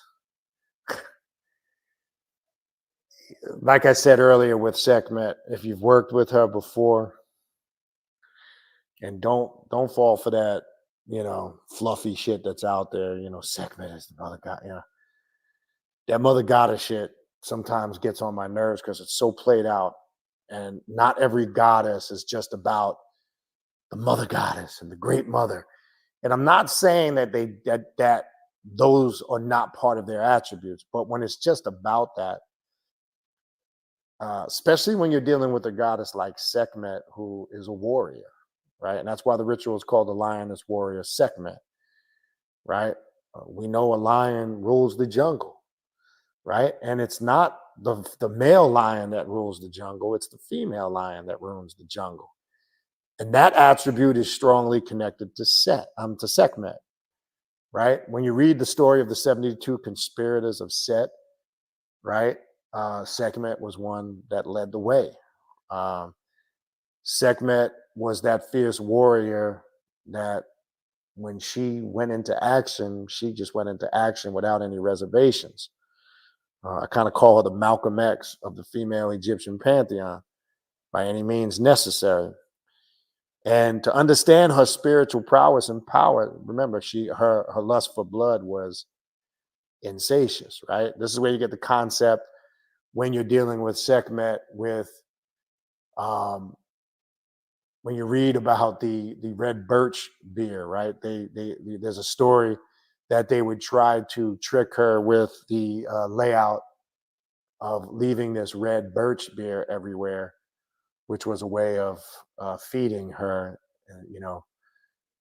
her insatiation with this craving to devour the gods, as it says when you read the Pantheon. That's what it's talking about. She was the devourer of the gods, right? Because she tapped into their very vital life force and essence. And then, as I said, you can read, when you do your research, you'll see a lot of when the Egyptian soldiers or warriors went to battle, there was always rituals that were enacted to connect with the energy of Sekhmet, right? So she was always used for battles, for war. There was always that connection with her energy, and there was always rituals enacted with her before those things transpired. So there's so many different facets to her energy, right? Now, some say, depending on what you research, that Bastet is her lesser form. Some connect both, right? They say Bastet is her lesser manifestation, which is a polite way of saying her more mild manifestation. Not that Bastet is light work either, if you work with her, because there's a lot of mysteries. But you see her too is connected with the deific mask of the lion, right? So the lion, as I said before, being ruler of the jungle, and which is the queen or the female, that concept applies the same when you look at what we're calling the spiritual realm, right? And that's why I was saying earlier, understanding what real feminine energy is, not what we know here on the surface and everything we're describing physically as feminine energy. It goes beyond that, right? And Sekhmet ties into that heavily, right? So that working in the book that I wrote for the Black Flame of Set, ties into all that. If you're looking for an archetype, great, and I believe we incorporated 1 month in the shadow work class, if I'm not mistaken. I could be wrong. I'm almost certain we incorporated, and she was one of the deities we worked with in one of our shadow work classes. So if you're looking for an archetype to work with to really bring things to the surface that you need to address, that's probably a very mild way of saying it. Sekhmet that'd be the route to go, 100%. All right. What else we got? Cherie and Onani says, this was earlier. I'm not sure if you're still here. New passing through. Welcome. Brother Jack says that book is truly universal. Is the new route magic is going. Yeah, I mean, it's. I'm not sure if it's new in the sense that there's a lot of new creative ideas, right? It's just, I think it's different because of the diversity, right? And I think one thing what this path does that other paths don't do is it doesn't have that level of diversity. And one thing we have to be careful of being, when we're saying we're on the left-hand path of the occult, this is just me. This is just my opinion. People don't have to agree with this. But sometimes a concern is probably a better way. I don't want to say an issue or a problem because, personal opinions are personal. But I think what I see that concerns me a little bit is sometimes people fall in love with a particular system on this path. And I've talked about this on and off over the years. Look, I'm not saying there's anything wrong with that, but I can tell you what the concern is. You're limiting your experiences and your growth. So here's the concern I have. I think people do it, in my opinion, from what I've seen and experienced, is because it's a safety blanket, right? I tend to see over the years in my travels experience dealing with people coming across all different people. People might find a path like, say, vampire magic, or people might find a path like the Necronomicon, or this or that. And they get so mesmerized by it, or they gravitate towards so strongly. Now, granted, I've also said there's gonna be spiritual paths and different systems that you're gonna gravitate to more than others. That's normal. So you'll find yourself maybe working with some more than others. I'm not talking about that. I'm talking about where I've seen over time where people just get exclusive with one particular path, but say they're on the left-hand path of the occult. You're not really on the occult or the left-hand path if you're just claiming one particular system. That's just my opinion. You might be working with something that is left-hand path or occult, but to me, being on the left-hand path of the occult is being very diverse. Number one, like this book is. Number two, you're experimenting and indulging with different spiritual systems, because that's how you're going to really grow. Now, again, all of those things you work with, yeah, you're not going to work with all of them, 100%. There's going to be many things that you don't gravitate to as much as things you do gravitate to, and that's fine. But when you just wake up one day and say, well, I just want to be a vampire magician, you're probably doing that because you need some comfort. It's a security blanket, in my opinion. Now, most people will say on the surface, oh, no, that's not why I'm doing this and that. It is. It's a subconscious blockage. So this is why you can't really label yourself any one particular thing on this path. That's why I just say I'm on a path to self-mastery. Because when you're on a path to self-mastery, it leaves the door open to exploring everything out there that you need to explore. And you come to the conclusions if what you're working with is for you or not. But if I wake up tomorrow and just say I'm just this, and I shut the door to everything else, what I'm doing is cutting off my connection, right, to limitless possibilities. Really, in essence, it's no different than somebody that just gets up and makes a declaration. I'm just going to be a Christian, a Muslim, or a Jew, or a Buddhist, or this, that, or the other. It's the same thing. You may not think it is because you think, you're saying in your mind, I'm on the left-hand path of the occult. But that's my concern with that. And this is why, if you look on my Patreon page, you see the various different topics that I cover, right? You can go on other people's pages and they do have an exclusivity to certain things, right? And I try to keep a very diverse level of topics in different classes. And again, I know not all of them is going to be for everybody. But the purpose is to put the information out there and to go with it. And you explore and you make that decision. So, yeah. All right. My Cherie says, I think I may need to come back. Baby steps, I'm still trying. Yeah, it's a process. Yeah, you're not, don't try to, if you're brand spanking new, again, don't really know you. It's a lot to ingest. Take it in them small steps. Do your research. Don't be quick to be reactionary and certain things that you may not understand. Don't be quick to toss it to the side. It's just you may not understand it, but you get a great understanding by doing your research, your study, and then obviously asking any questions that you have. Iridu says, Yamantaka, yeah, not again, as you said, yes, not really used on this path. But if you look at that ritual working in the Luciferian sorcery book, it is used in a very occult left-hand pathway in connection with Bilal, right? And there is that samurai energy to Bilal when Bilal comes riding like a warrior on his black horse, right? There's a black and white aspect of Bilal in certain workings, where he appears riding the black horse or the white horse, right? And that's dealing with obviously the polarities, right, of Belial energy. And there's a lot of misconceptions on Belial, right? And let me say this in regards to that. There is a lot of different unique masks of Belial to explore that are not talked about. This is one of them. But here's the other thing.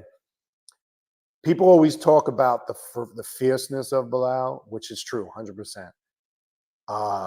Belial can be, as everybody knows, I'm sure very familiar with him, can be a very intense spirit and energy to work with, just like many others. But Belial can open doors to things that people don't talk about: prosperity, finances. Yes, finances. Right? I don't hear this talked about, right? So there's those aspects and functions of Belial that can be very beneficial to the practitioner. But like many other spirits, archetypes, and demons, he has many different masks and paths. So we have to get very familiar with that and explore that. But yes, Yamantaka is one of those that's unique.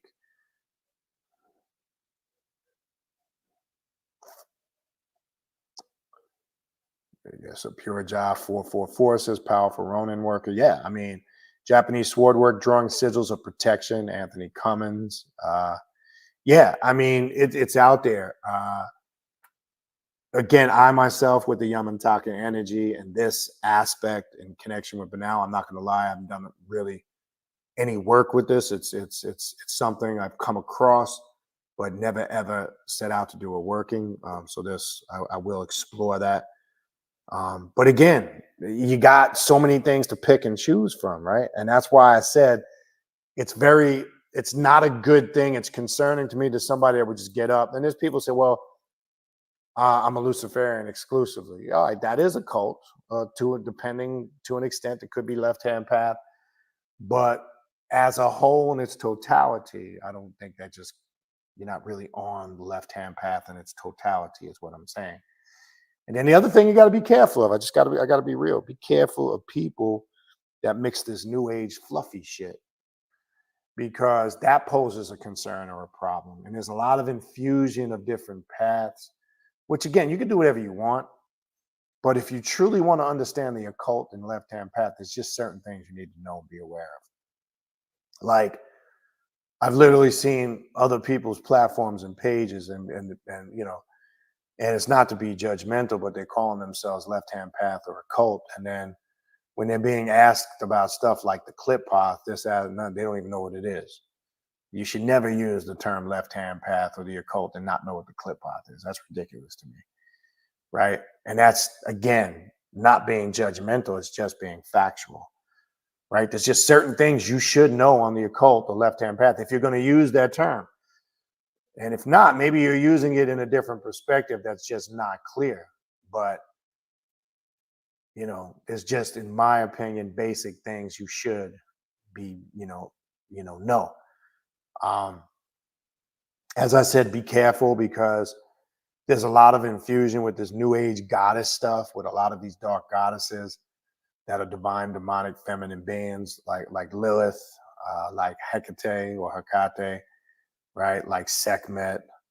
I mean, Kali, right? You'll find a lot of these new age teachings now that are kind of, let's say it, dumbed down what the deity really is, right? And I just want to make it clear, not every one of these female deities is the great mother goddess, it's just, it goes beyond that if you really understand it. So yeah.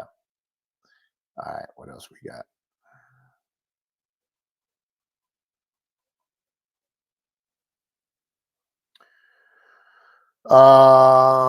Yeah, Kenneth MC. I believe, yeah, the book is available on Kindle too, if I'm not mistaken. I'm sure it is. Hold on, I'll check right now. Well, anybody can check. You can check too yourself. I think it is, if I'm not mistaken. Yeah, because I think the Kindle, if I'm not mistaken, the Kindle version came out before the hard copy did, a little bit before. Let me see. I'm almost certain. I'm sure you probably already checked it.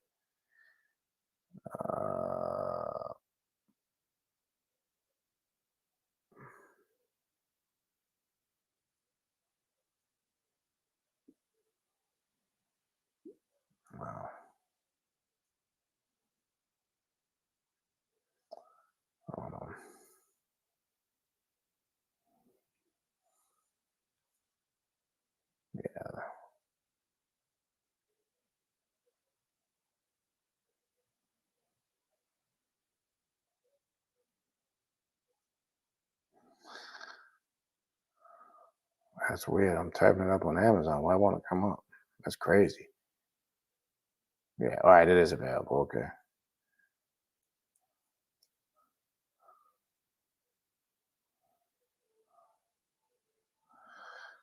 Man, it's bugged out though. And I don't see it. Yeah, what the fuck is going on? Oh, there we go.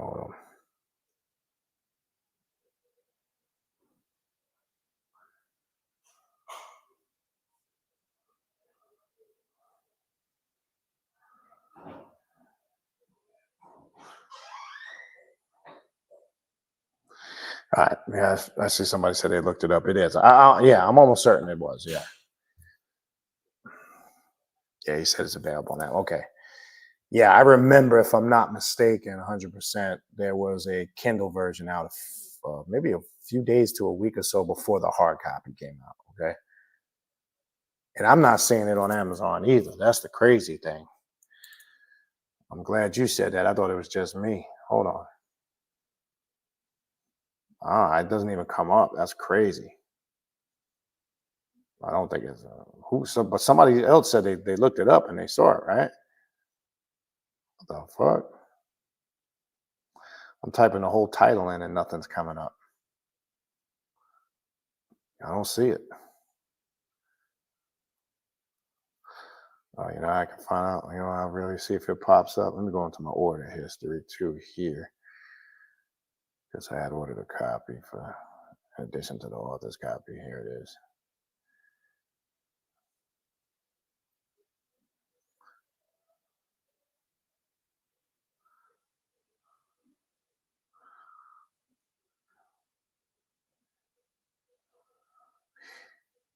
Yeah, it's available. Wow, the price went up. I believe it was cheaper than that. Yes, it's available on Kindle for $21, and it's available hardcover for $47. Yeah, so it is available. Yeah, so somebody confirmed it, but it is available on Kindle for 21. Really, in my opinion, I mean, if there was no hard copies available, I would get it on Kindle, obviously, to have it. But in my opinion, this is a book you need a hard copy of, right? If you're going to really delve into this book and do the work, I think you need a hard copy of it. That's just my opinion, but it is available on Kindle. All right. Yeah, it's there. I found it. I wasn't finding it at first. Look, man, I'm telling you, boy, motherfuckers be playing games. All right, what else we got here? What other questions you guys got?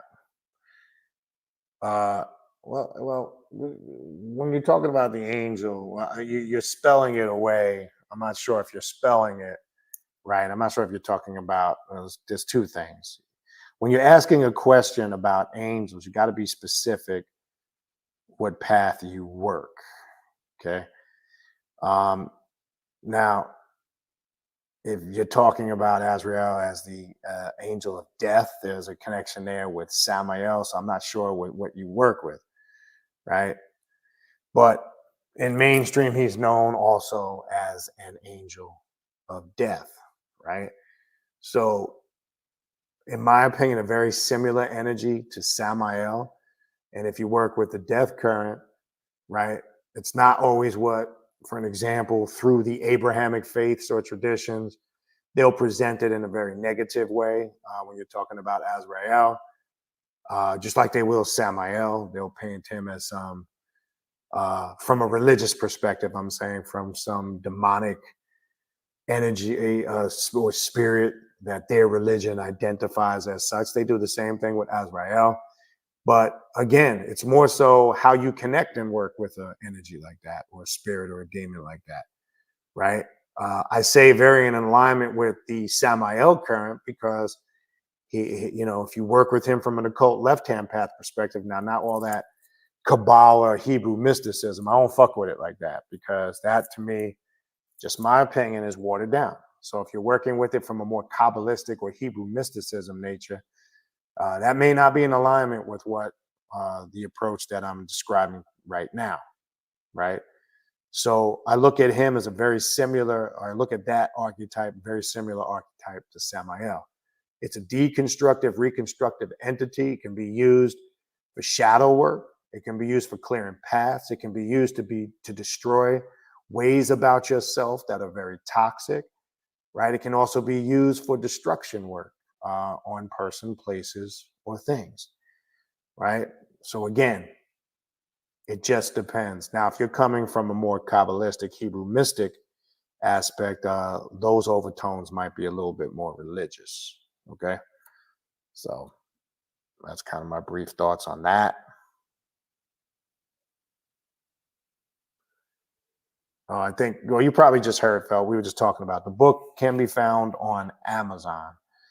And I think it's outside of Amazon. It's also, hold on, it's not just on Amazon. She has her own publishing site now. I always forget the name of it. Hold on. It might take a little bit longer to get through that site, though. I can tell you that. Yeah, I know it's Amazon. There's a couple other sites. Hold on.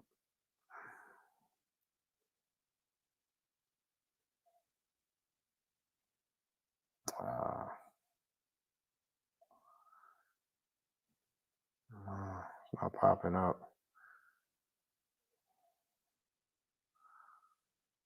There is a publishing site, but yeah, just Google it. I mean, there's a couple other companies that are carrying it. If you Google it, you'll see it. Goodreads has it. What was it? Taka Books. But again, it's probably going to take you a little bit longer to get it through some of those sites. Where Amazon, you're probably going to get it a lot quicker because it does come from overseas. But yeah, Amazon is your best bet.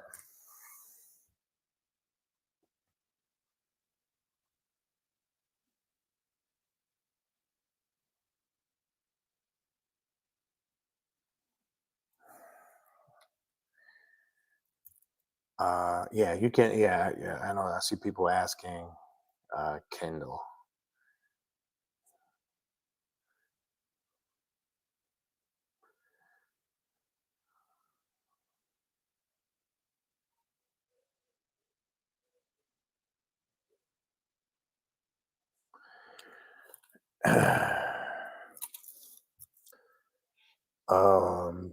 What we got there? Shalom. Okay, shalom. Dave Montells, what kind? I don't participate in any Fanuc rituals. Right? Why don't you just be clear and say what it is and define the term because other people may not know what it is. So no, I don't participate in that by choice. Not that I have anything against it. If anybody does, if anybody doesn't know what Fanuc rituals is, it's actually an Italian word for homosexuality. So why don't you just be clear in your description so others know what you're talking about? Okay. So, but again, if anybody participates, that's your business. I'm not judging. I myself don't participate in any of that. And that's by choice. Okay. All right. What else we got?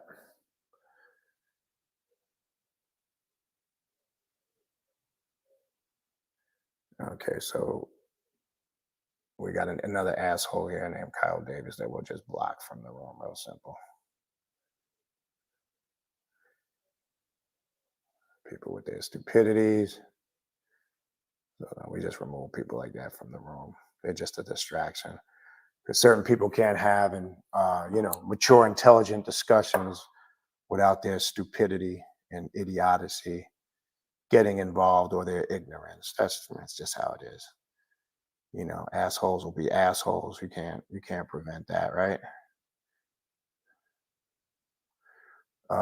Danny Doom says, hello, Primordial Chaos. This is Danny from Legion of. Thanks for the talk. I appreciate that, Danny. All right. Any other questions? Yeah, well, you get your nut bags, right? You got people that have no life on a Saturday night scanning YouTube because they have nothing better to do because their life is boring and miserable. They got shit going on. So, they just low life pieces of shit. They got nothing better to do. We don't even waste time with that. When they come, we just block them from the room. That's all. Real simple. Not complicated. But those that's a distraction. I don't know if anybody else. I'll wait for some more questions. I mean, again, the book speaks for itself, right? I would get your copies because, again, I got a funny feeling when it goes out of print, it's gonna be hard. Well, obviously, you got the Kindle, the digital will always be there, and that's fine. But if you're looking for the hard copy, I'd probably get it while you can. This is probably something, not saying that she won't reprint it, but if you look at a history of a lot of her books, when they go out of print, they usually don't really come back that quick. All right. So I would definitely make sure you get that. All right. So a few things I want to run through in here until I see a few more questions. I'll stay on for a little bit longer. I don't see any other.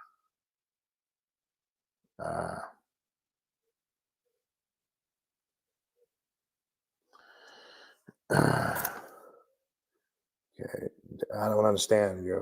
Why are you worshiping Jewish chaos instead of high holy gods of your ancestors? Again, when you're asking a question, you're using a term. What is your term of high holy gods of your ancestors, right? You're obviously coming from a certain perspective by not identifying that in your question. And first of all, I'm not worshiping any Jewish gods of chaos. And if you're labeling goddesses like Lilith, etc., then you don't know the history of those gods. It goes way back before Jewish law. Jewish is not even a legit term that comes from any of the ancient Semitic Hebrew languages. Okay, there's no letter J in the Hebrew alphabet. There's no such word as Jew. So again, that's showing poor lack of information. And it's not a legit question because you're not wording your question right. You're using a term. So before I would even address that, define your term of high holy gods of your ancestors. Obviously, you read something. It's a concept that you subscribe to. So define that, and then we can answer that question legitimately. So it's not really a legit question because it sounds like you have a preconceived notion already in your head. So why don't you just come out and say what's your definition of that? That's all. No, I mean, if it's a legit question, we'll answer it. If not, then we'll just move on. No, we'll delete. If it gets stupid, it's easy just to hit the delete button. We're not going to entertain it and be a distraction. But this is what I'm talking about. People ask questions and then they don't realize the stupidity in their question. What is a high holy God of your ancestors? That's what I mean, define that for everybody so they can understand that. That's like me just saying you're working with the most powerful archetypes of your most high end. What the fuck is that? Like, define that. And what is Jewish chaos in your opinion? Okay.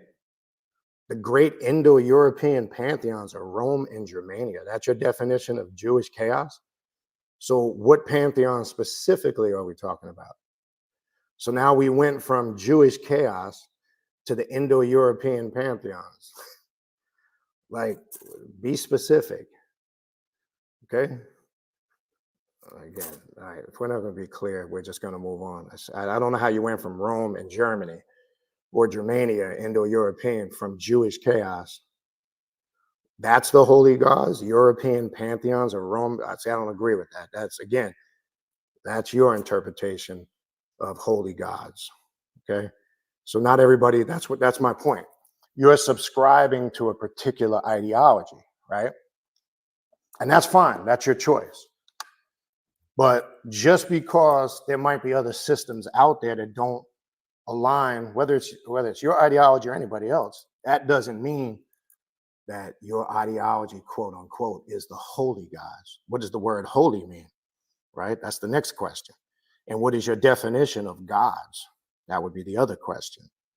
But I don't agree at all that the Indo-European pantheons of Rome and Germania are the holy gods. Totally don't agree with that. That's just your personal concept. All right. Let's see what else we got. I don't see anything else. All right, let's go through. There's something I wanted to cover in here real quick. Where was it? I think it was the force of creation and destruction on page 102. All right.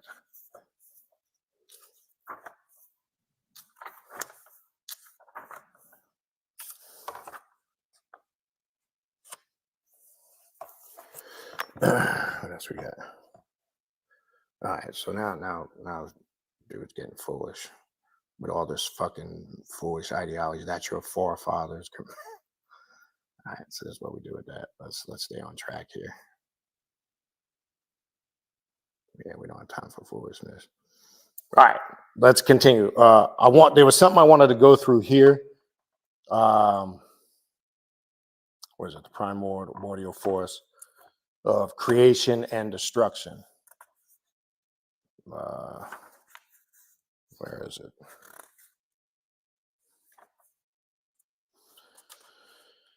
I think it's page. And again, if you have the book, you might want to pull it out. Yeah, it's in reference to Hecate, because I know somebody had brought this up. Okay.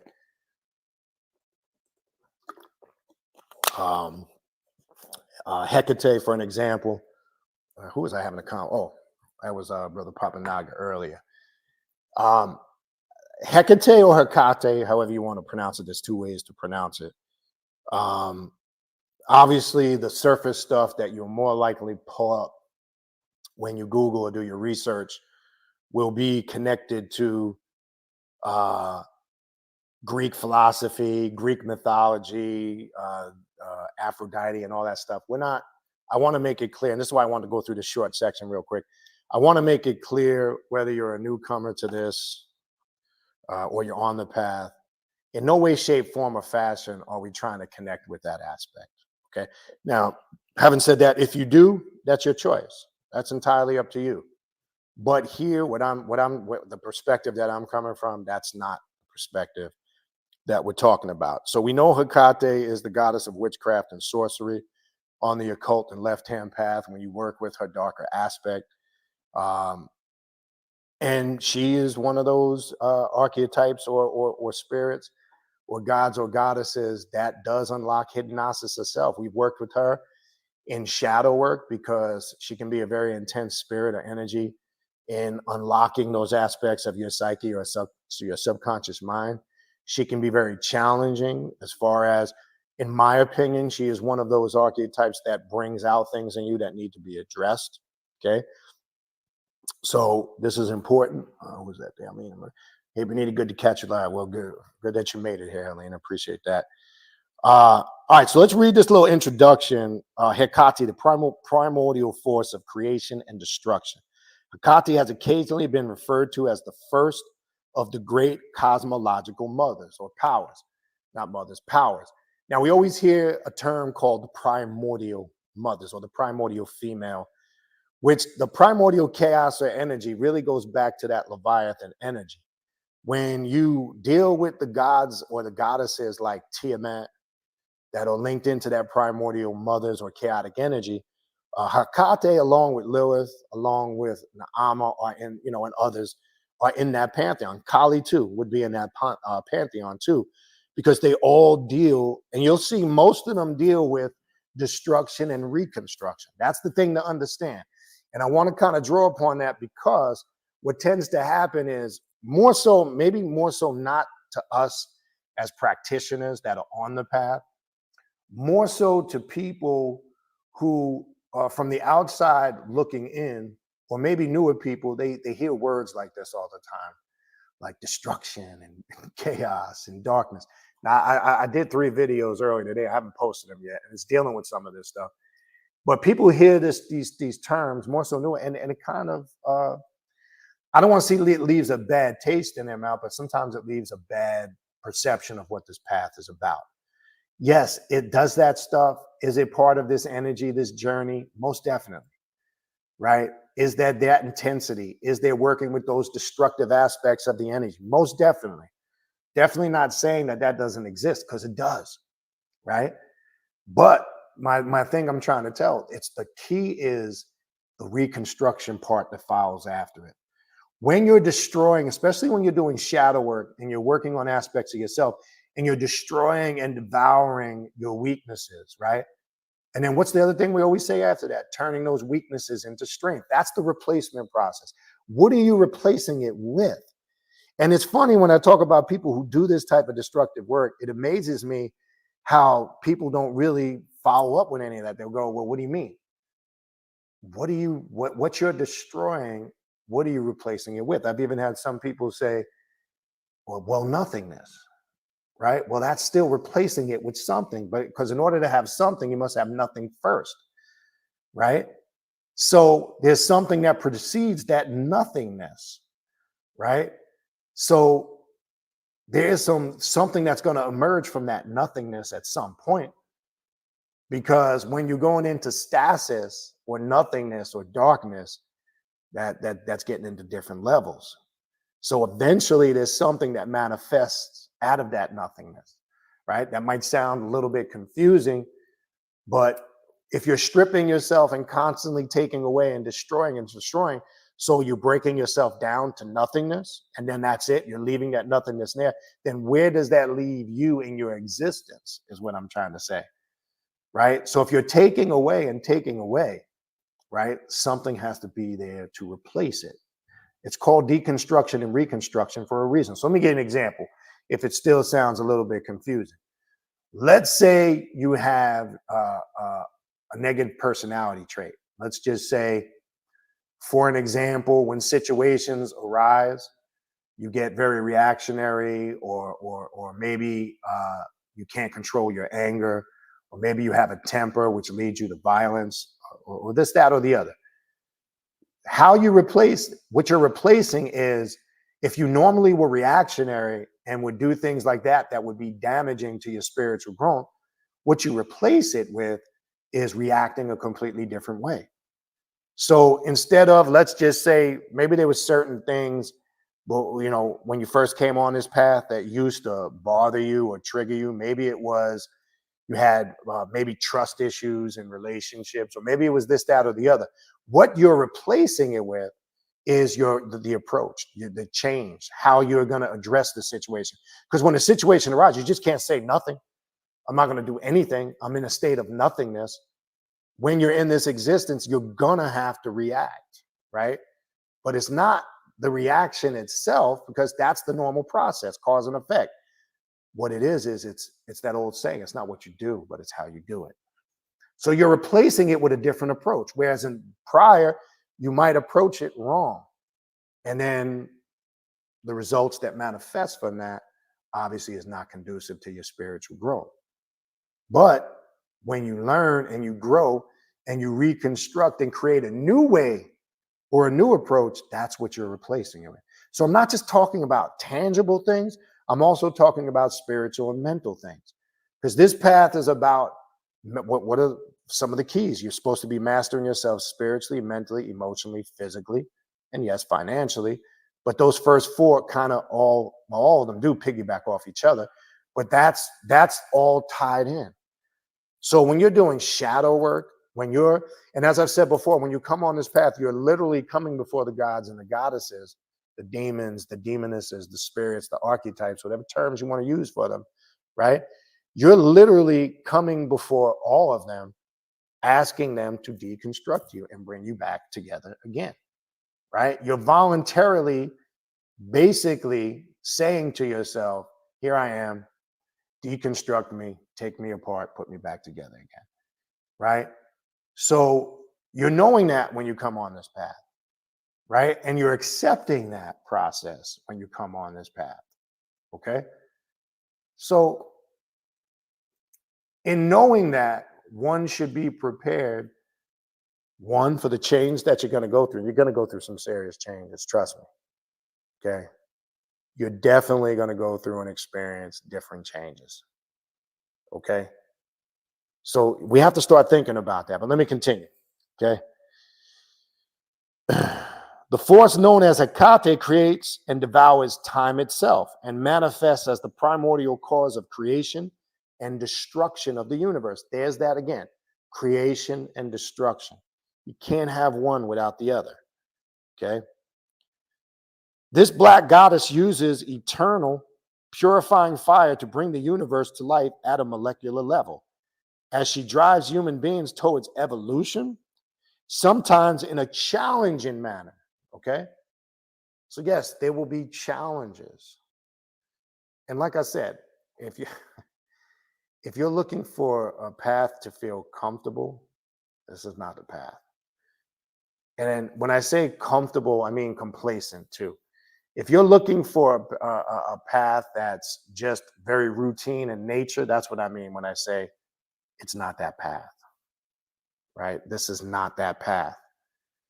Change is the one thing that's guaranteed on this path. And I've said that from day one. Okay. So if you're not willing to deal with a constant influx of change, this is going to be a difficult path for you. Because remember, anything in the universe that doesn't change dies. Okay. Change is the one constant in the universe, and that's basic metaphysics. And that's the concept. Anything that doesn't change dies. So if your way of thinking doesn't change, you become mentally dead. And that's the problem with people. They're mentally dead. They stay in mentally dead religions. People still want to argue over dead people in a book where everybody is dead. People want to argue over characters that they can't even prove existed. They can't even prove any archaeological findings that any of these characters existed in books like the Bible. You would think there would be some proof, a thing like Noah's Ark, as big as the Bible describes it. How could that just completely disappear off the face of the earth? Because some people don't have fucking common sense. Stupid shit. Believe in fairy tales like the Red Sea was split and parted. Just did a video on that. Stupid shit. Believe that serpents talk in the garden. Stupid shit. Believe that one man is the God the Father and the Son and the Holy Spirit, the Trinity, like the Catholics believe. But then go around and tell you 3 doesn't equally go into 1. Stupid shit. Okay? Fairy tales, myths. Okay? And this is why people say stuck in idiocy. Okay? Because they refuse to think outside the box. And when you're dealing with things like that, you become mentally dead. You have blinders on, right? You start accepting shit that limits your understanding. And as I said before, even when you get into those monotheistic religions, right? Judaism only goes back 6,000 plus years, and that's the father of monotheism, right? You have Christianity, which is its child, and then the baby of them all, Islam, which only goes back 1,400 plus years. Christianity 2,000 plus. It's all fables and myths, grafted from other cultures that predated it, right? And there's so many contradictions in that shit, right? But when you stay in stupid, you become stupid. That's the problem. All right. And it goes on to say, and then consequently, it destroys it to create a new reality, right? So when you're doing this deconstructive or destructive work, what are you doing it for? To create a new reality. Okay? You, not waiting for some spook god in the sky to do it for you, not accepting some dogma where you're inferior and at the mercy of some mythological sky daddy that has a white beard that's sitting on a throne somewhere in the sky. Fairy tales. Sell that bullshit to little kids. That's stories you tell little kids. Grown adults ain't supposed to accept shit like that. Okay? It's all mythology. Okay? So this cycle goes on and on infinitely. And that's what we deal with, cyclical time. Everything is in cycles. Okay? If you understand what an equinox is and an epoch, okay, you will understand that's talking about cycles. Right? This whole beginning and end thing has been a trick from day one. This thing called linear time is a tool to really mind fuck you and keep you locked under a spell of dogma and indoctrination. And anything that's enforcing a system of spiritual control always puts a beginning and an end on everything. Because you can just use basic common sense, especially when it comes to religion and God. Said in Genesis 1, it says, in the beginning. What is the fucking beginning? So does God have a beginning? And if that is the beginning, how did God get there? Well, see, brother, we don't, this is where the spooky shit comes in. And they want you just to accept it and don't question it. You see, brother, God just is. And God works in mysterious ways. And see, you just don't understand. Bullshit. That is a book. That is a man translating and writing something. There's nothing in that book that doesn't come from the pen of a human being. Because it also says in there, God is a jealous God. He is a warring God. This God is a bloodthirsty God, right? Requires, loves, says in the Torah, loves the smell of the burning flesh of the carcass of animals on the altar. What type of fucking God are we talking about? These are things people don't want to address. Okay? So if that's the beginning, how did God get there? Well, we don't understand that. You don't understand that because you don't want to. It's easy for you to just accept spookism because it's easy just to say, I don't know, I want to be a follower, and I believe there's some unforeseen force out there somewhere that controls every aspect of my existence. Okay? This is why, number one, people stay in a state of ignorance because they want to be in a state of faith and belief. Okay? So then they don't understand this here. Well, isn't what you're doing, isn't that? How can you prove any of that is real? See, you're asking me to prove it according to your criteria and guidelines of religious faith and belief. See, the thing is, we don't have to in the sense because when you're working with the power of your subjective consciousness, you understand the science of creating your own reality through your subjective conscious and universe. See, that's the difference. When you're looking to gauge this stuff in accordance with some criteria of dogma, and it don't even shit. It could be Buddhism. It could be you can put the criteria up to Ifa or any ATR African traditional religion. It's not going to line up because it doesn't follow that system. Okay. Yes, and it's as easy. Anyone could say, well, I don't agree with that, and they may not agree with this, and that's okay. But guess what? The difference is of what we do, we're not affected by that criteria. That's where people get, a little bit lost in the shuffle. So I want to make it clear. Okay. I definitely want to make it clear. This is important. Okay. Understand that process of deconstruction and reconstruction. Because if you don't, you're going to get lost in the shuffle. Okay. Hecate appears holding a skull in one hand and a whip in the other, whose significance reflects the receiver of the universal mystery teachings, the whip representing the task. And it is a reminder of what endures after the dissolution of the body or the bones. In this working, it deals with the three aspects of the goddess of the one who awakens the Kundalini energy and destroys our ego and ignorance and creates our realities. Now, I want to talk about the ego, right? And ignorance. Okay?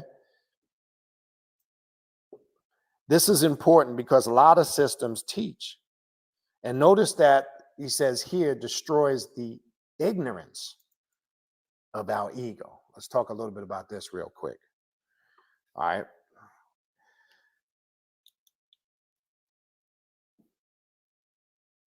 There are many aspects of your ego that are very ignorant, right?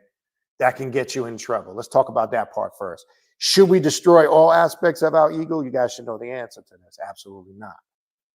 Okay, so let's talk about it so we understand how we approach ego on this path is very different in the way others approach ego. Okay. Now, the ignorant parts of your ego, let's just say some people walk around thinking they can beat everybody's ass, right? You see, we all grew up.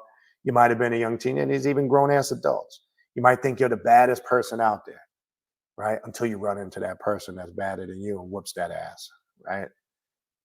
Ignorance of your ego, right? Another damaging aspect of your ego is when you could be caught doing something completely wrong in the sense it's out there in the open, or you're in denial. It's hard for you to admit when you make a mistake, or you refuse to take accountability for the fucked up things you do or the mistakes. That's an ignorance part of your ego. That's a destructive part of your ego, right? Always thinking you're right and don't ever want to listen to anybody else's perspective, destructive part of your ego. Being narcissistic in nature, destructive part of your ego. All right, you get the point. So those are the parts of the ego through your work you do have to work on to destroy. right? Because they can be very toxic and they can hinder your spiritual growth and your spiritual path. Okay, so that's number one. What are the good parts of your ego, if there's such a thing? Maybe you never heard of that. Maybe you're saying, Baniti, what are you talking about? I thought all aspects of your ego is a weakness. Well, you were told wrong. When you disagree with something or you speak out against an injustice in that form of disagreement, that is a productive part of your ego. If you see something that is wrong, for an example, a child being harmed or something being done in regards to that, and you speak out or do something about it, that is part of your ego, but not a toxic or destructive part of your ego. Okay. When you make a choice to be self-independent, for an example, and be on this path, you are exercising a part of your ego. And most importantly, if you have to protect yourself at all costs, it's your ego that does that. When you're in danger, it's part of your ego that responds and reacts to that. When you're in life-changing danger. So this is why we must understand more so how our ego functions. It's not the answer, is it just to destroy your ego altogether? It's to destroy the aspects of your ego as he describes here that are destructive. And Hecate or Hecate can do that. Okay. This is important. Okay. I want to make that crystal clear. Okay. So that working, again, will give you a better understanding of how that works, the creation and destruction process. I wanted to run through that. All right, there's one more thing I wanted to run through, and then if you have any final questions, I'll answer them, and then we'll wrap it up. All right, where was it? Hold on, find it. I think it was Lilith, Mistress of Dreams. Yeah, page 47. Let me run through that real quick.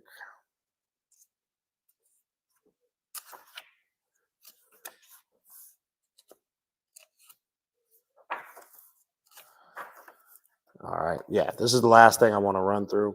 And then again, if you guys have any other questions. Now, as I've mentioned to you guys many times in the past, Lilith is a great demon spirit to work with on the astral and the dream realm, especially through dreams. I've suggested some of you meditating on her sigil before actually going into sleep. And a good way to do this, to tap into her through dreams, is capture, right before you go to sleep, meditate on that sigil, capture it in your mind's eye, and try to train yourself as you lay down, go into sleep.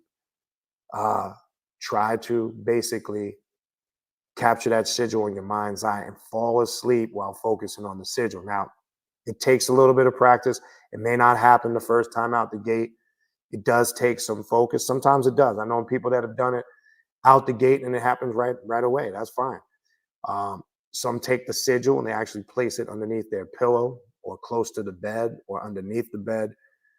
Because remember, sigils can be used as gateways or portholes to other dimensions, right? And you can open that dimension or porthole to Lilith's realm. She can be definitely connected with. She's a powerful spirit to work with through dreams, and she comes to a lot of her initiates through dreams. So let me just run through some of the stuff that is on the first couple of pages, and I'm gonna finish with this. All right. The set of workings was written for one of the temple's open projects. Lilith, who is one of the three main Patreon deities within the temple, is connected with dreams in many ways. In the Kabbalah, she is the ruling goddess of Gamliel, which is the astral realms of dreams and fantasies, right? He is that doorway to the cliff, right? If you're familiar, if you work with the clip hop and you know who this particular energy is, he is a powerful doorway to the cliff. But there's a connection with Lilith, because Lilith is the one, remember, when you're working with the clip hop, she is the one assisted by Naama who pulls the individual through what they call the Sitra Akra, through the void and the abyss, right? That's taking you through that aspect of what we're calling the void and abyss, or your subconscious mind. And there, as I've said before, when you connect with that energy, when you're there, you are in a realm that is not ruled by any limitations or parameters. That is not governed by any cyclical time. You're in a world that And I'm using human words to describe it because that's not even doing it justice. For those that have experienced, you'll have a better understanding what I'm talking about. For those that haven't, I have to use words that are very limited to describe it. That really, in my opinion, doesn't do it justice, because the only way to really understand it is to experience it. So I would encourage you guys to raise yourself up to have that experience so you could experience it for yourself and not just read about it or hear me or anybody else talk about it. All right. So she is the ruling goddess of Gamaliel, which is the astral realm of dreams, fantasies, and nightmares. For ages, she was believed to be a succubus and the mother of other succubi who visited sleeping men, causing erotic dreams and draining their vital energy. This association with dream demons is expressed in her title, The Night Hag. Another book I would recommend is the Lilith book that we did a review on a while back. That book, if you're looking for a grimoire, and it's huge, you've seen it.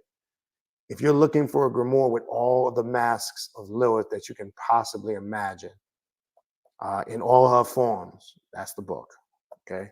And there's a working in there for the Night Hag, which refers to the belief that Lilith is the entity responsible for nightmares and sleep paralysis, right? A lot of you over the years, even before you were on this path, you experienced sleep paralysis, right? You've sometimes have woken up, you might be laying flat on your back, and all of a sudden you feel like you're pinned down to the bed, or you try to open your eyes and you're struggling to open your eyes. It's a fight. And you're literally in a state of paralysis, which is created because what you're waking up in the middle of, you're being pulled from your body. And sometimes the abruptness of it can create your adrenaline to rush so intense and fast. And remember, what happens is when your adrenaline is rushing that fast, your body gives off a chemical called endorphins. And sometimes you're waking up when the spirit's trying to pull you out of your body, but the endorphins, as crazy as this might sound, they give off a certain scent that spirits can smell. You can't smell it, but it creates a wall or a barrier. So sometimes people are waking up in the middle of that experience. And the trauma of it, because remember, your conscious self might be asleep, but your subconscious mind is awake at all times and aware. It's awake to the point that it works on such a deep level that's why you have to go back in there and do what we call recollection work, because you think you don't remember, right? You think you don't, but you do. Like there'll be people who say, well, I don't have dreams. I don't dream at all. People say this all the time.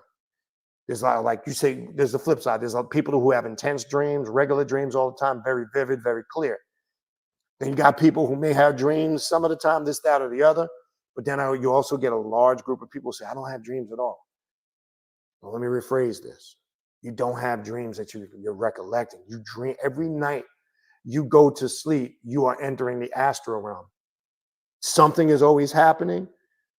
You're there. Now, there could be a multitude of reasons why you can't recollect it. There could be mental blockages, there's spiritual blockages, could be psychological trauma. There's things going on in the mind that's creating that wall. So it's not that you're not dreaming. It's not that you're not entering that realm.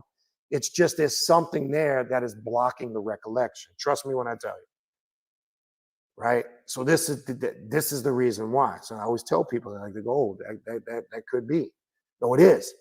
Now, it's a case-by-case situation, because the process of addressing that, people go, what's the next step? How do I address that? How do I correct that? Well, that's a case-by-case basis, because there has to be some digging there to see what's going on, right? Shadow work is usually a telltale sign of seeing what's going on, right? That's step one. And then there could be many other factors, right? Okay. The visitation of a succubus female spirit or incubus male entity in a lot of ways resembles the psychological phenomenon. The night hag experience usually occurs at nighttime or in early morning hours, just before waking up. During this time, we may have an impression that something is sitting upon our chest while we are paralyzed and unable to move. And I always describe that. People always say that. I've experienced it. I always say, do you always feel when I've done readings for people, and something always comes up where I see a spirit, visiting them in their bed, and I always say, do you feel like something's pressing down on your chest? They always say, yeah. I didn't know what that was. It was frightening. Well, let's go on. This is what it is. It's a very normal thing. And what you're going to understand, and please, you must understand this. When you're connected to this path, you got to understand vibration and frequency. When your vibrational frequency starts to get in alignment with the spirit world, this is when this spiritual type of phenomenon starts to happen. Okay? So as you are growing in your spiritual work, in your ritual work, your meditations, your research, all of these things align and change your vibrational frequency. One, it changes it with the spirit world and also the vibrational frequency of the planet. So when you get into things like alpha state, right, and beta state, right, that's all in line with a different frequency or vibrational energy. Once your rhythms of your body and your spirit are aligned with that, this is when these type of phenomena start to happen. This is why people can get pulled from their body, right? This is why people enter the astral realm sometimes just randomly. Because what happens is when you feel that pulling, or when this sleep paralysis is happening, what's happening is your frequency and your vibration is in such alignment that the soul is getting ready to separate from the body. Because remember, if you understand, this is just a shell. This is all this is. This is temporary. We all know this. We know that this is just one of our many incarnations on this realm through this vessel that we see in the current moment. But here's the fucked up part. Then is now, and now is then. The past and the present and the future are all now. And this is why people have a hard time comprehending that. If you really understand cyclical time, you will understand it's an illusion to think, well, when I look at myself, and then I look at pictures of myself when I was a baby born in the 70s or the 80s, are you telling me that that's all one continuous moment? Yes, I am. It's just you've been programmed to think, because you're seeing what appears to be stages in what they're calling linear time. It's all one continuous moment happening simultaneously. It's like, what if I told you a lifetime of a person who lives to 60, 70, 80, 90, or 100 years old on what we're calling the astral realm might be the matter of a couple of seconds. As crazy as that might sound. And I always go back to one of Alan Watts' lectures, right? He was a spiritualist, right? May not have been a left-hand path practitioner, but he tapped in my opinion, to a lot of left-hand concepts. At one of his lectures, he said, well, what if when it was your time to go, and he uses a term, and you closed your eyes and the lights went out and that was it.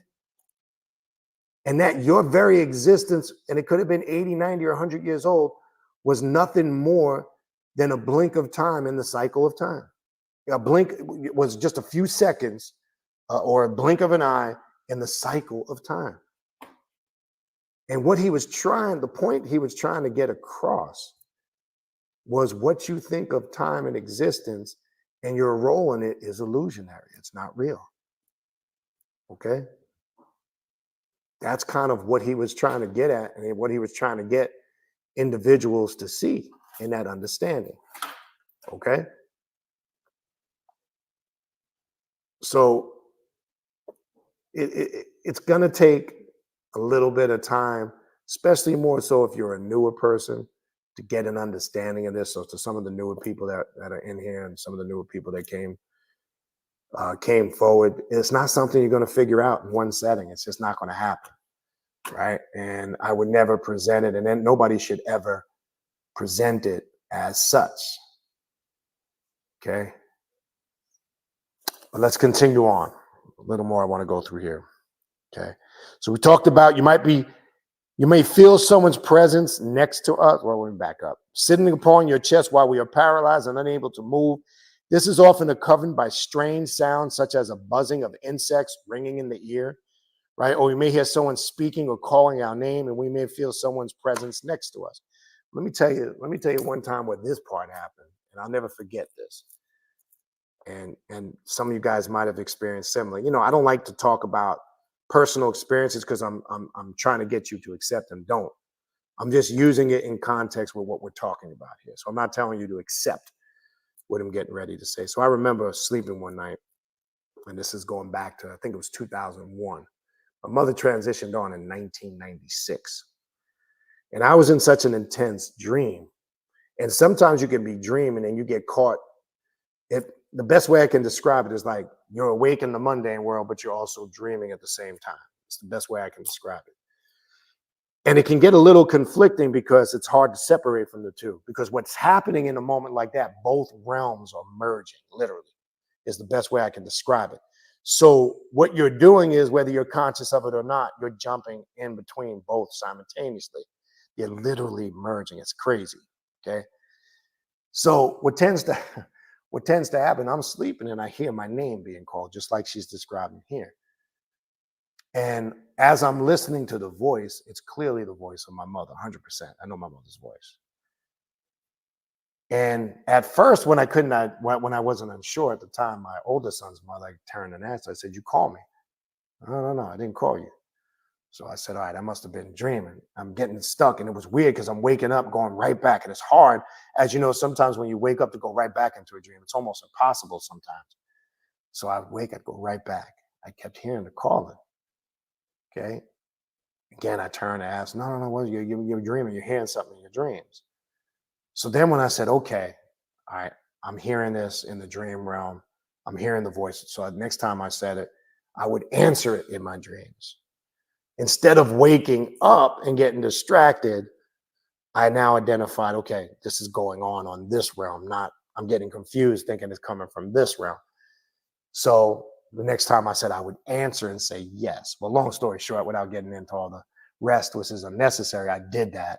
And then the full experience manifested. So we have to understand this, and I'm going to continue what you got here. And this is why I think this was important, this part of the book to bring out. It's important to have an understanding of that, right? Because sometimes those things like sleep paralysis and all these phenomena are happening to us, but we don't have a full grasp of why, right? So let's continue, okay? And sometimes people always talk about when you hear that ringing in your ear or that buzzing in your ear sometimes, or a humming sound. This happens to me frequently. I told you what the spirits that you work with will do.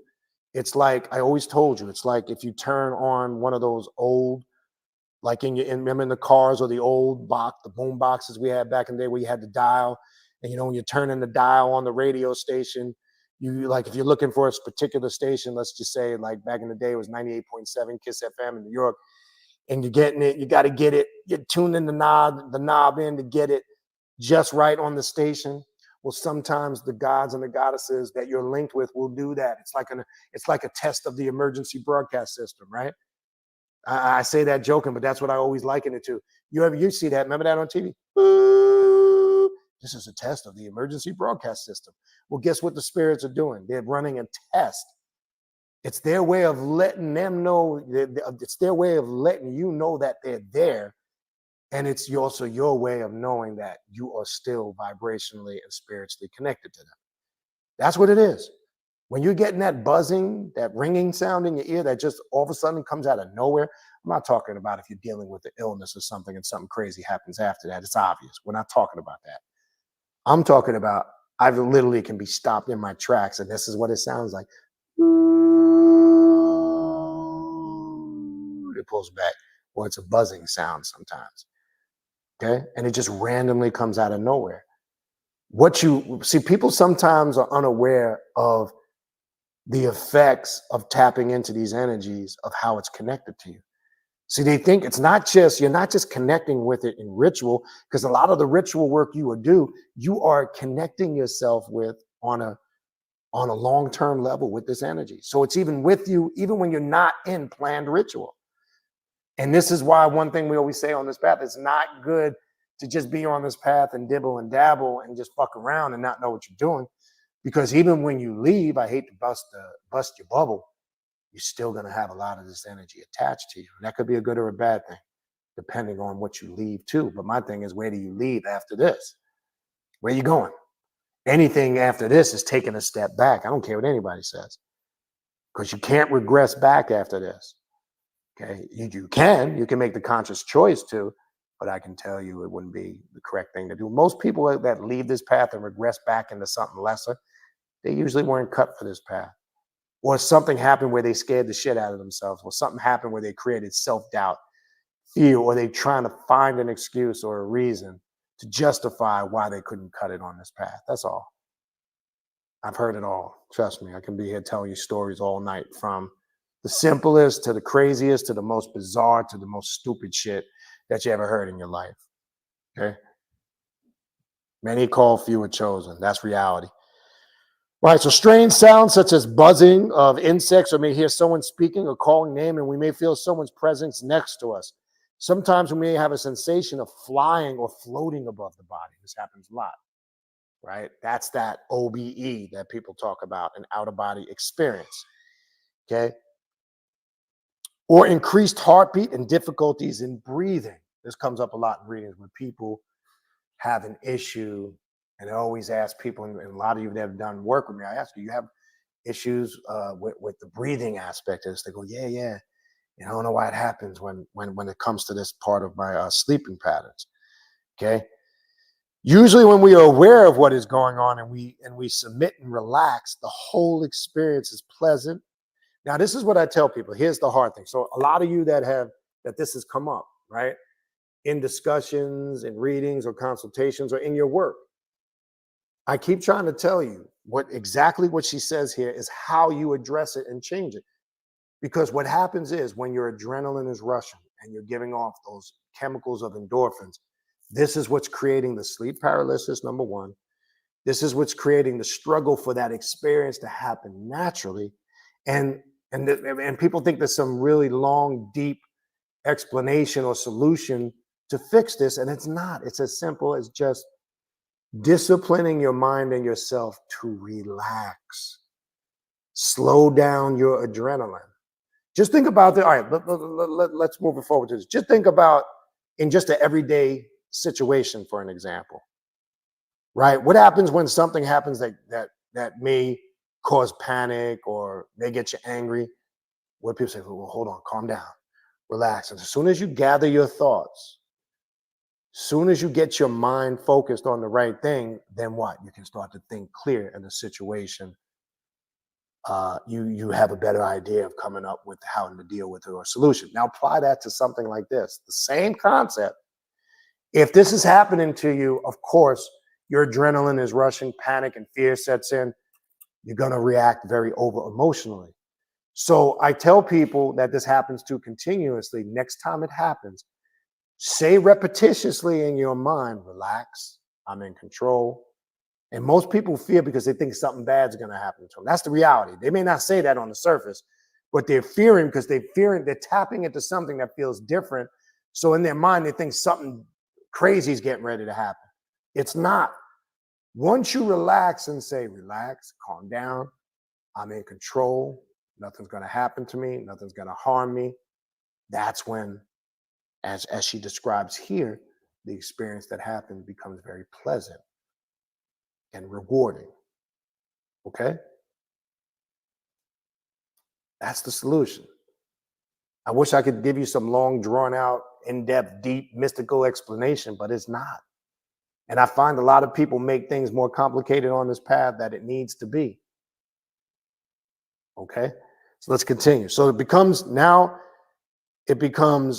pleasant, could be erotic, and sometimes even ecstatic.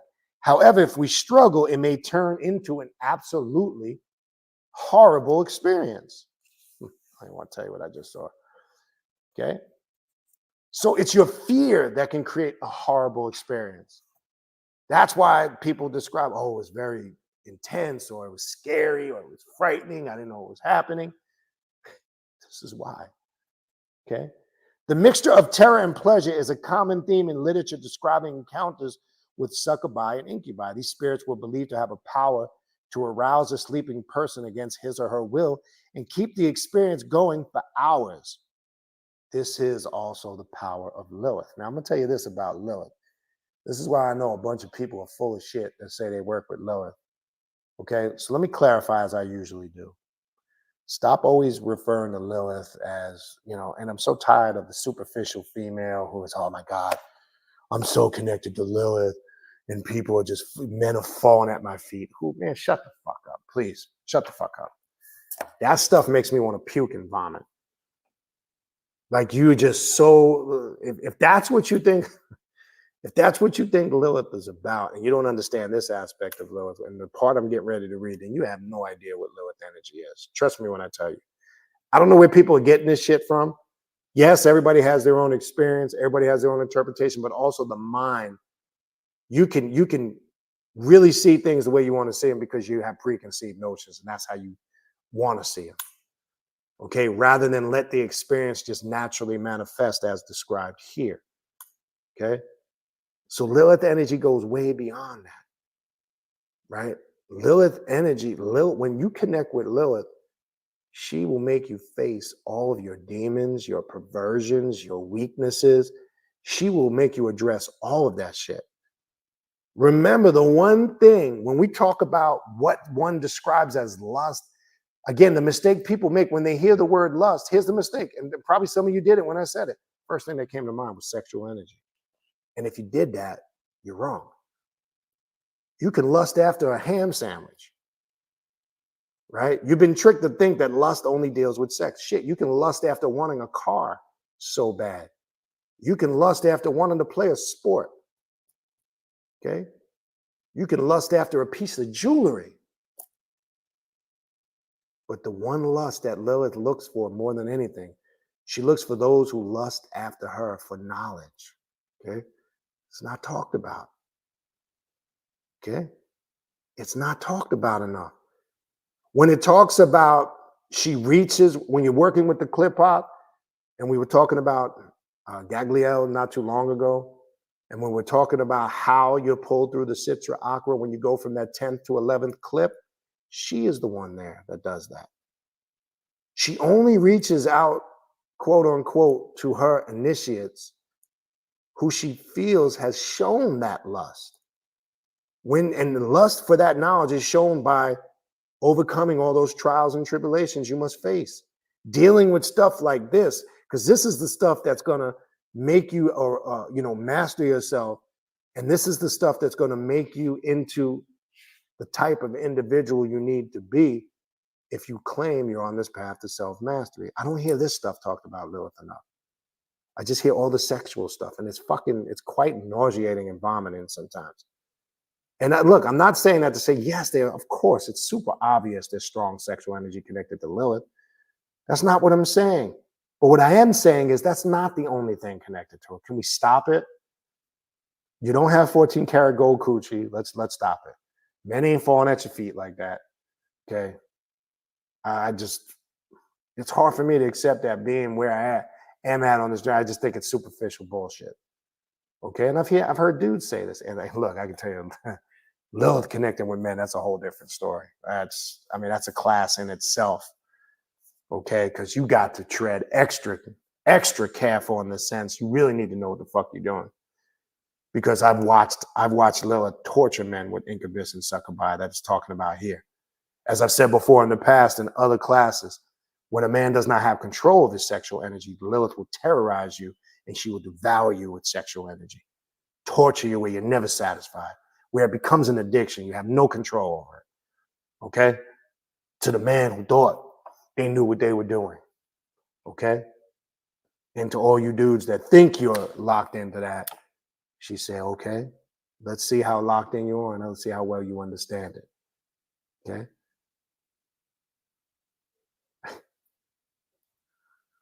These are things we don't want to talk about, right? These are realities, right? Just like earlier, you had boneheads in here who can't have a mature conversation, making stupid comments like that. Molester. No, ain't nobody was talking about that. I'm sorry because your idiotic religions have indoctrinated your mind with shame and stupidity that you can't hold an intelligent conversation, even about sexual energy. Because you get some stupid, idiotic religious fool who thinks he or she in their mind that their dumbass baby religion that's only been around for a short period of time has all the answers to everything. And it doesn't. right? I could take that Bible and rip it apart from front to back with no problem. You guys seen me do it many times over the years, okay? But it's not about that, right? What it is about is getting yourself right. Let's continue, okay? These spirits were believed to have the power to arouse. I'm going to get to you guys. I see there's some questions and comments. I'm going to get there. So I'm almost done with this. And we'll finish with that. Have the power to arouse it for hours, where we left off. This is also the power of Lilith. In the Gnostic Grimoire, Liber Lilith, we read that Lilith finds delight in sustaining the lust of her lover. He begs her to release his seed and his tormented desire. She taunts him with skillful caresses, so that sound familiar? So that his lust does not fail, neither is it fulfilled. He is suspended on a bed of fire that inflames his sensations and without pause until he is driven to madness. That's what I was talking about just a few minutes ago. This is also how a succubus-incubus encounter is described in various accounts. It is either a sleeping or half-lucid experience which occurs in the condition resembling sleep paralysis. We are awake but paralyzed and cannot move. We hear strange sounds or sense a presence in the room approaching the bed, and we may have a feeling of someone trying to lie next to us or on us, pressing upon our body and draining our energy. This feels erotic and often pleasant. And even if it happens against our will, sometimes the spirit takes a tangible forms and appears as hovering above us as we are lying on the bed. Other times it assumes the shape of our desires, and we may see it as another person. That's your mind creating that, okay? Because remember, when you're talking with, there's a concept of spirits called specters, right? Specters can read your subconscious mind. And when a specter reads your subconscious mind, it can feel, sense, and see what you're thinking. So if you're thinking about a certain individual, it could take the form of that individual by reading your subconscious mind, by tapping in through telepathy. I know this, look, some of the stuff might sound off the wall of the cuff. Look, I'm not telling you to accept what I'm telling you, right? I can only share with you my experience, my knowledge. It's up to you to do that further research. You can accept it. My job isn't to get you to agree with me. Let me just make that clear. That's not what my job is. Never has been, never will. It's irrelevant personally to me if you agree with me or not. That's not my job is. My job is just to put information out there, and you take with it and do with it as you see fit. Whether you agree with it, like it, love it, or hate it, that shit is irrelevant to me. I just put information out there. You figure it out from that point, because you can't make anybody accept anything. They have to come to the realization of it. And that's why I've said many times, one thing we do not do on this path is try to convert people. That's what other religions and spiritual dogmas do. And converting is not a term we use on this path, because I believe a person has to naturally gravitate towards this path. Yes, there's moments where situations arise where you open a dialogue and you could teach that person that sincerely has questions and wants to learn, but I still think they have to naturally be called to this path. When you forcefully try to convert somebody, 9 out of 10 times that's not going to turn out too well. Trust me when I tell you. So this is why we're not interested in converting people. They have to be called to this path and then chosen, right? All right, and then the last part. So it can assume another person of our desires, or it can take on that form, someone we feel attracted to, whether consciously or intuitively. This series is aimed at evoking such a spirit lover during a sleep paralysis condition. This feels real, and it usually is, no matter if it is happening physically. For this reason, if you do not feel comfortable with having such an experience, do not perform the following workings. That simple. Okay.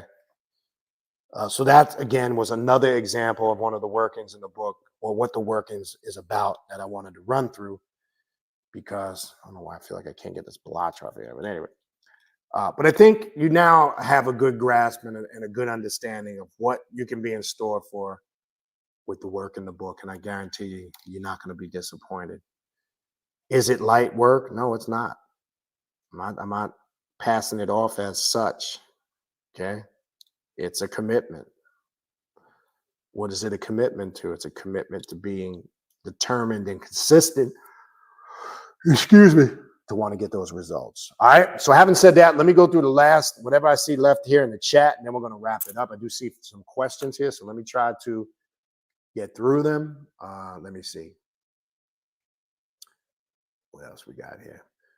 All right. So it looks like we left off with Anthony Jahir. Have you ever done a ritual with Brother Panic? No, I have not specifically done a ritual with Brother Panic. Now, for some of you that do know, and rest in power to Brother Panic, who, as we know, transitioned on a few months ago. I did do some shows with him on. You can find them on my talk show, but you can also find them on his page. If you go back, I can't remember the titles. You'll see him on his page. You'll see the talk show. You'll see Baniti talk show. He actually posted them on his page. We did those shows. I'm gonna say it was somewhere between 2013 and 15. We did several shows. We did. It was a couple of good shows. I did for a while until some things started happening. He was going through some changes in his life. Some of you probably know now. He was dealing with some medical issues for a while, but never really talked about it. Right? He had some ongoing existing conditions. I'm not sure if everybody's aware of what actually took him out. I'm not going to really get into that here. So we used to talk on the phone. We had a lot of conversations. We did some shows together, also with Alim Bey, who that was one of his close friends that he did some shows with. We all actually did a show together. Actually, myself, Brother Panic, and Alim Bey. I actually know Alim Bey from going back to New York. He actually came down here a couple of times and did some classes at a place down in Miami that I did classes. And I came down one time. We sat down and talked. And we, some of those shows that we got together on with Brother Panic, we had talked about that. So no, I never did any rituals, with him. But it looks like he has opened that portal and changed timelines literally, right? And as I said, the reason why I didn't do what a lot of people did at first when he passed, people were using that, in my opinion, some, not all. Some genuinely were giving him tributes, but I think some people were using it as clickbaits for views on their channel. Panic's work speaks for itself. I don't think we need to overextend on it, but that legacy lives on, right? That's always there. It's any of the great elders that have transitioned on. Dr. Delbert Blair, same thing. And him, I had a very close relationship, especially in the latter part of his life up until he transitioned on. I've had some very impactful conversations, in my opinion, that have been very impactful in my life.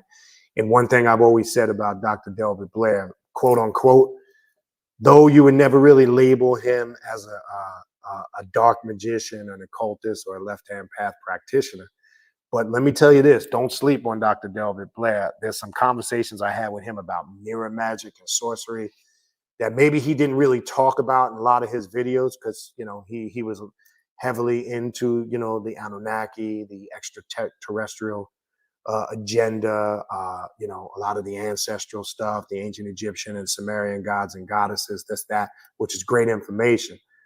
But Dr. Delbert Blair knew about sorcery, mirror magic, and what we would call some of these spiritual practices. And I learned a lot from him in them side conversations. And in fact, which many people may or may not know, Dr. Delbert Blair was a huge hockey fan. And I didn't find that out until I used to talk to him a lot. Huge St. Louis Blues fan. And we used to talk hockey a lot. And the man was so knowledgeable of the sport of hockey. It was incredible. And he taught me about some of the black roots of hockey that I didn't even know about, that the slap shot was invented by a little short black dude. And the reason why they call it a slap shot, because he was so low to the ground. I mean, crazy shit. Regardless, I'm not telling people to accept everything Dr. Delbert Blair taught, but whether you agree with everything he taught or not, or some of it, I can definitely tell you the man was linked in spiritually. I don't care what anybody says. Okay. So he was connected, right? And he truly believed that he, if you want to, and I hate to use that word abducted, but he had his experience with beings from another galaxy. You don't have to accept that, right? But I do believe based on some of the information he shared, he definitely had some experience. Can I confirm it 100%? Absolutely not. But I do believe something happened to him that was of a spiritual nature that transformed and changed his life. And it had to be and the level of information he had, because they tried to take him out 3 or 4 times. He told me about 3 specific incidences where they tried to poison his food when he was traveling. Yes, specifically told me. So I believe, I'm not going to give you my theories on why he's not here, but I do believe he was targeted. I don't care what anybody says. And things happened that some people may or may not know leading up to his death. Yes, he had some health issues that he was dealing with towards the end. But I think there was greater shit at play, in my opinion. Okay. Protect your sacred energy. That's all I can tell you. Okay. All right. Hot Headless said Hot Head Lewis. I'm saying Hot Headless.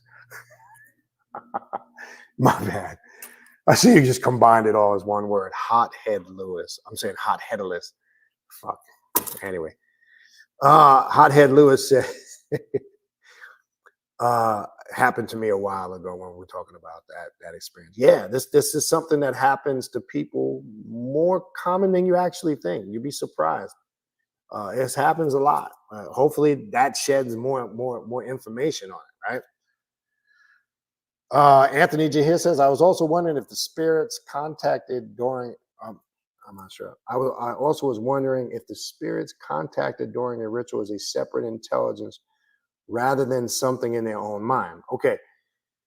It's separate, but yet connected. The experiences create a variation that they're different, but all things are connected, right? The famous Native Americans, you'll see that a lot amongst the Native American shamans and mystics, right? When we talk about something, the collective consciousness, right? That's a term to describe when I say all things are connected yet separate, because in that collectiveness, there is multiple aspects of each one of our individual personalities. So you are, in your sense, individual in the sense that you're unique. You have your own thoughts, right? Now we can go back to this. It's crazy because I just did a video on this today, which I'm trying to get that posted after I get off of here soon. It's that when you get into the Emerald Tablets and Hermes, that one of the questions that the students ask him in the temple, if you have your thoughts and I have mine, how can we be of the one mind? What people fail to understand the collectiveness, you have to separate from that and understand your uniqueness and your individuality, how it plays an important role in that. But you can't see the connectedness until you what? Separate from it. Some people think that that's a contradiction. Well, aren't all things connected? Yes, but it does not change the fact that each and every one of us have our own individuality, which is our uniqueness. And that uniqueness makes you very different from every other person. But collectively, that intelligence or consciousness is all connected because it's coming from the same source. Okay?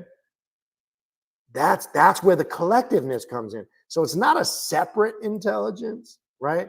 It's only separate in the experience that is manifested from it, right?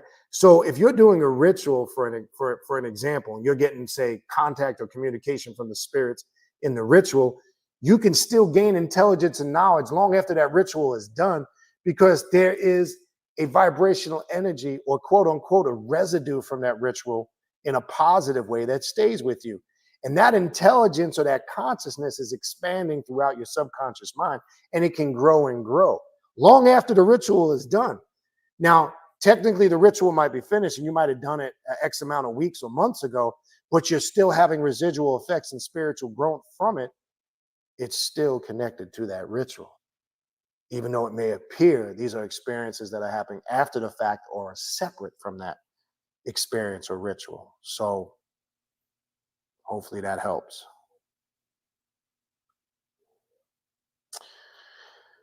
All right, what else we got? Anthony J. Here, look like you got a lot of questions. If you don't practice anything but are always always learning and seeking knowledge. I woke up with 6 scratches on my back. My last electric bill for the year was 66. I was always seeing double clock. Yes, I do believe when you deal with numbers or numerology, that again, it's a subjective experience. I can only give you my commentary on it. It's personal. You're going to have to really work through that and get the understanding, because there was a message there for you, right? So you got the numbers, right? So everything is 6, because even when you add those 4 6s up, you're getting what? 24. 2 and 4 is 6, right? You're not going to avoid the multiples of 6. Right. And if I turn it down, you got 9 4s, right? And that's 36. 3 and 6 is 9. 6 and 9 are basically connected. They're the same numbers. Okay. Now, to the first part of your question, if you don't practice anything but always learning and seeking knowledge, my thing is knowledge learned that's not applied is a waste of time. Right. So my thing is whatever knowledge, if you're not applying that knowledge, then yeah, you're basically just a reader. Okay. You always should seek knowledge. Reading and studying is critical and it's important. But the next question is, what good is all that knowledge that you're reading, learning, and studying, but you're not applying that knowledge? So basically, you're a walking encyclopedia that might be able to regurgitate and repeat information that you read. Yes, and to me, this path goes way beyond that. Okay. Shemsun Netcher says lust is just deep desire. Yes, and it comes in many forms. It is connected to desire. Because to lust something, you must have a desire for it. You can lust a motherfucking hamburger, right? It's a form of lust. You may not say, look at it like you might say, Dad, you know what, man? I'm fiending for a good cheeseburger. You know what? I'm fiending for a really good steak. We'll use words like fiending, craving. It's desire. It's the same thing. That's why we have to deprogram our mind of these concepts that they program. But the average person will hear lust, and immediately their mind will go to sex, because that's what they've been programmed to think, that all forms of lust are strictly connected to sexual energy. And that's not true. Okay. And it's real simple to use basic common sense and reasoning to figure that shit out. But we don't do that. As I said many times before, you can't teach common sense. Common sense that is something you naturally must have. And I've found over the years, a lot of people have academic knowledge, or they're overly intellectual, but they're stupid as shit when it comes to common sense, and they don't have any reasoning skills. So yeah, take that for what it is. This is very important. Let's address this. Anthony J here. That's my biggest obstacle to overcome. I'm always spending money on sex and need to quit. Look, there's one thing to explore sexual energy, to indulge in your desires, but don't do it to a point where it's completely devouring you. So if you got an issue like that, you need to address that. Right? Hold on. Get some more water. Mouth's getting dry. Hold on one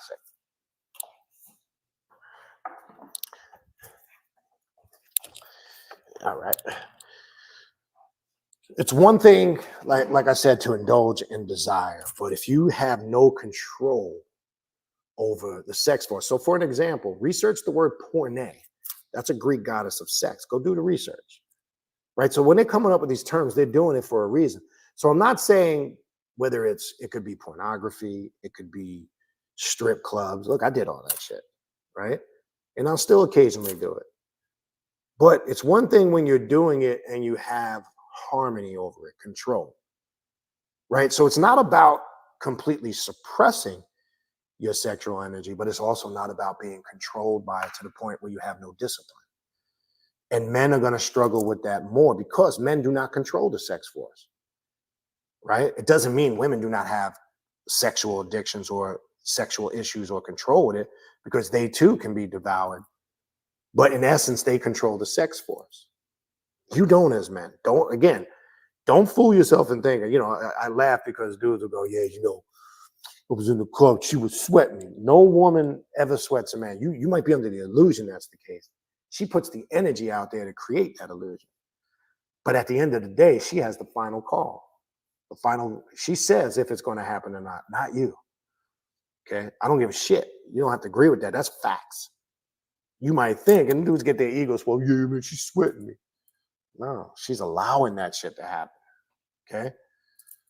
It doesn't work. It doesn't work the other way for us as men. But to your question, the sex force can be very destructive if you have no control over it. It can be a very destructive tool in one's personal growth, where it prevents their growth. It's an addiction. Now, remember, addictions come in many forms. It can be a substance addiction to drugs. You can have an addiction to food. You can have an addiction to pain and torture and violence. You can have addiction to sex, right? So you must find ways to get that under control. How do you indulge in your desires but not suppress them? Because suppressing them, you could be sexually depraved, and that's toxic. There's some people who, look, abstinence is a form of sex magic, right? But there has to be in my opinion, a valid reason behind abstinent when you're using it in a form of sex magic. When we're not using it in that form and there's no intent there, if you're just suppressing it because you've been programmed to think it's the right thing to do, but you're not really satisfying your desires and you're completely suppressing, that can be just as toxic as not having control over that energy. So my point is, it's seeking that means in between. How can I satisfy my desires, my pleasures, indulge, but not to the point where it's devouring and destroying me? Okay. So that's something you might want to address through your shadow work. Lilith can help with that, but it might not be a very, that might be a very pleasant experience, but she can help with that. All right. Iridu says, question, how to deal with personal boundaries? I know one has to overcome limiting boundaries, but where is the harmony between overcoming limiting boundaries and enforcing personal boundaries? Okay, if I understand your question correct, I think you're talking about in general, whether it's with people, places, and things, spiritual path as a whole. Hopefully that's what your question is. Okay, so personal boundaries, right? Personal boundaries should be set in conduciveness with your spiritual path in your life, your lifestyle, and how you live your life. Sometimes we confuse programmed morality with those boundaries. Like, for an example, when dealing with morals, right, on a personal level, for an example, it's common sense, right? It wouldn't be wise to disrespect, I'm talking the elderly or harm children for any reason. Basic mundane things like that. Personal boundaries, if it doesn't violate your spiritual and your personal perspective on life, then it's not personal. And that understanding is going to vary from individual to individual according to how they perceive things. So your personal what I'm trying to essentially get you to see, your personal boundaries, right, in correlation with things that limit you, a lot of it's going to be based on how you perceive things. For an example, a lot of that's going to have to do with what you perceive in your mind is right or wrong for you. So some of that, what you might think is right or wrong, may be completely opposite to somebody else. So the personal boundaries are going to be established by your personal understanding of what you feel is the boundaries you need to set, or there are limits in certain things, whether it's spirituality or your personal life, that you say, well, this is my boundary. It's no different if you got to create boundaries with people, right? So for an example, let's say you got toxic family members. I always tell people the best way to deal with a toxic family member that causes problems is set those boundaries and limit your dealings with them, right? If you want to just keep the relationship neutral and you don't want the headache, maybe it's just talking to them frequently, seeing them here and there. So it might be cutting back on your dealing with them. It might be cutting them out altogether because maybe they're a toxic influence in your overall life. So you might need to go deeper than setting a boundary. You might need to put a wall up because you just don't have time for that shit. So I'm saying all these boundaries are defined by your perception of what truth is to you, about your experiences that you are going through on your journey, on your path to self-mastery. All that's going to play a part of how you deal with those personal boundaries. And maybe it's certain moral things, or things when it comes to sexual energy, or some things that in those boundaries, morality is concerned. And morality is personal, right? Because people's morals and morality is going to vary too. And again, it goes back to perception. So you're gonna have to lay that out based on your journey. There's not really one specific answer because that's one of those things that's going to vary from practitioner to practitioner. Okay. All right. Anthony Jahir says, I always feel like people are reading my mind, even if I'm just out and about running errands. It's kind of weird, but it's been going on for so long. I just ignore it. I don't know. That could be something going on in your mind. So I don't want to speculate about that. You obviously you're tapping into some type of vibrational frequency. All right. Yeah, I miss Dr. Delbert Blair too, Brother Pope Pure Jah, 100%. I do. Again, it's just, again, this is my opinion. It's just crazy, man. Look, and this is why that's a damaging part of your ego. I always felt that, and maybe it's just me, because maybe I have a personal connection with Dr. Delbert Blair. I always felt like he never got his due recognition. That's just me.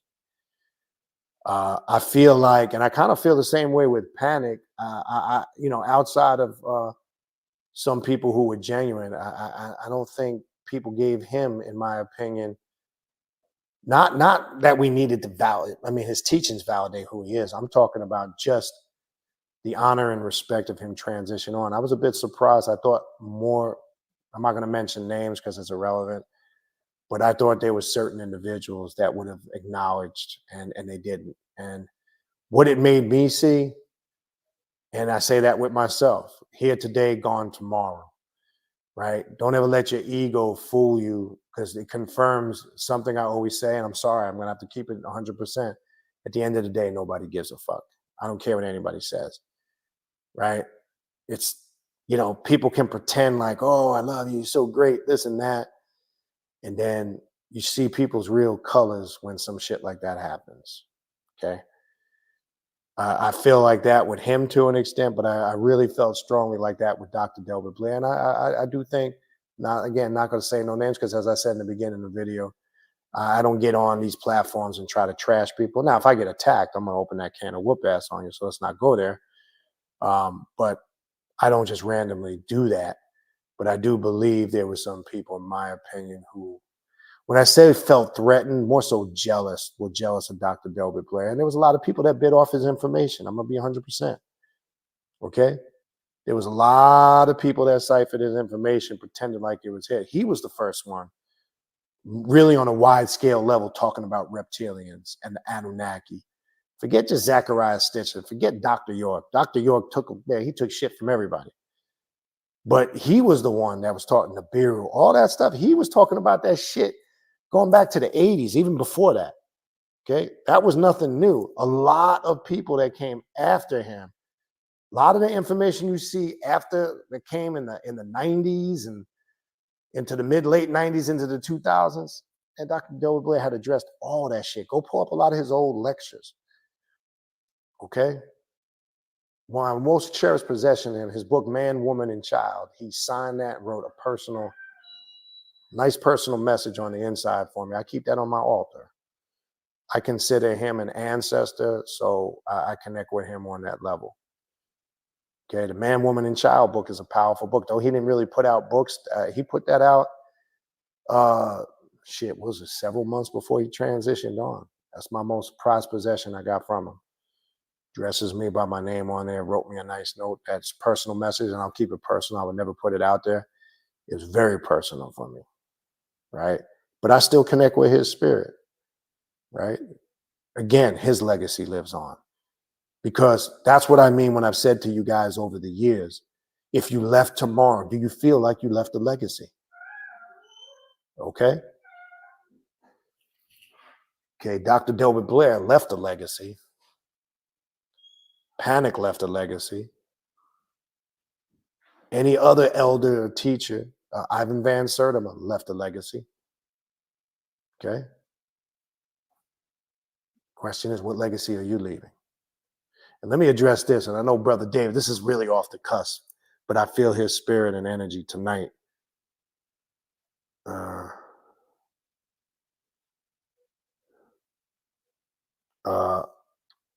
A good brother of mine out of Detroit, we're big Rocky trilogy fans from the movie. And some of you may know Carl Weathers' transition that news broke this morning. Carl Weathers was the brother that played the character Apollo Creed, right?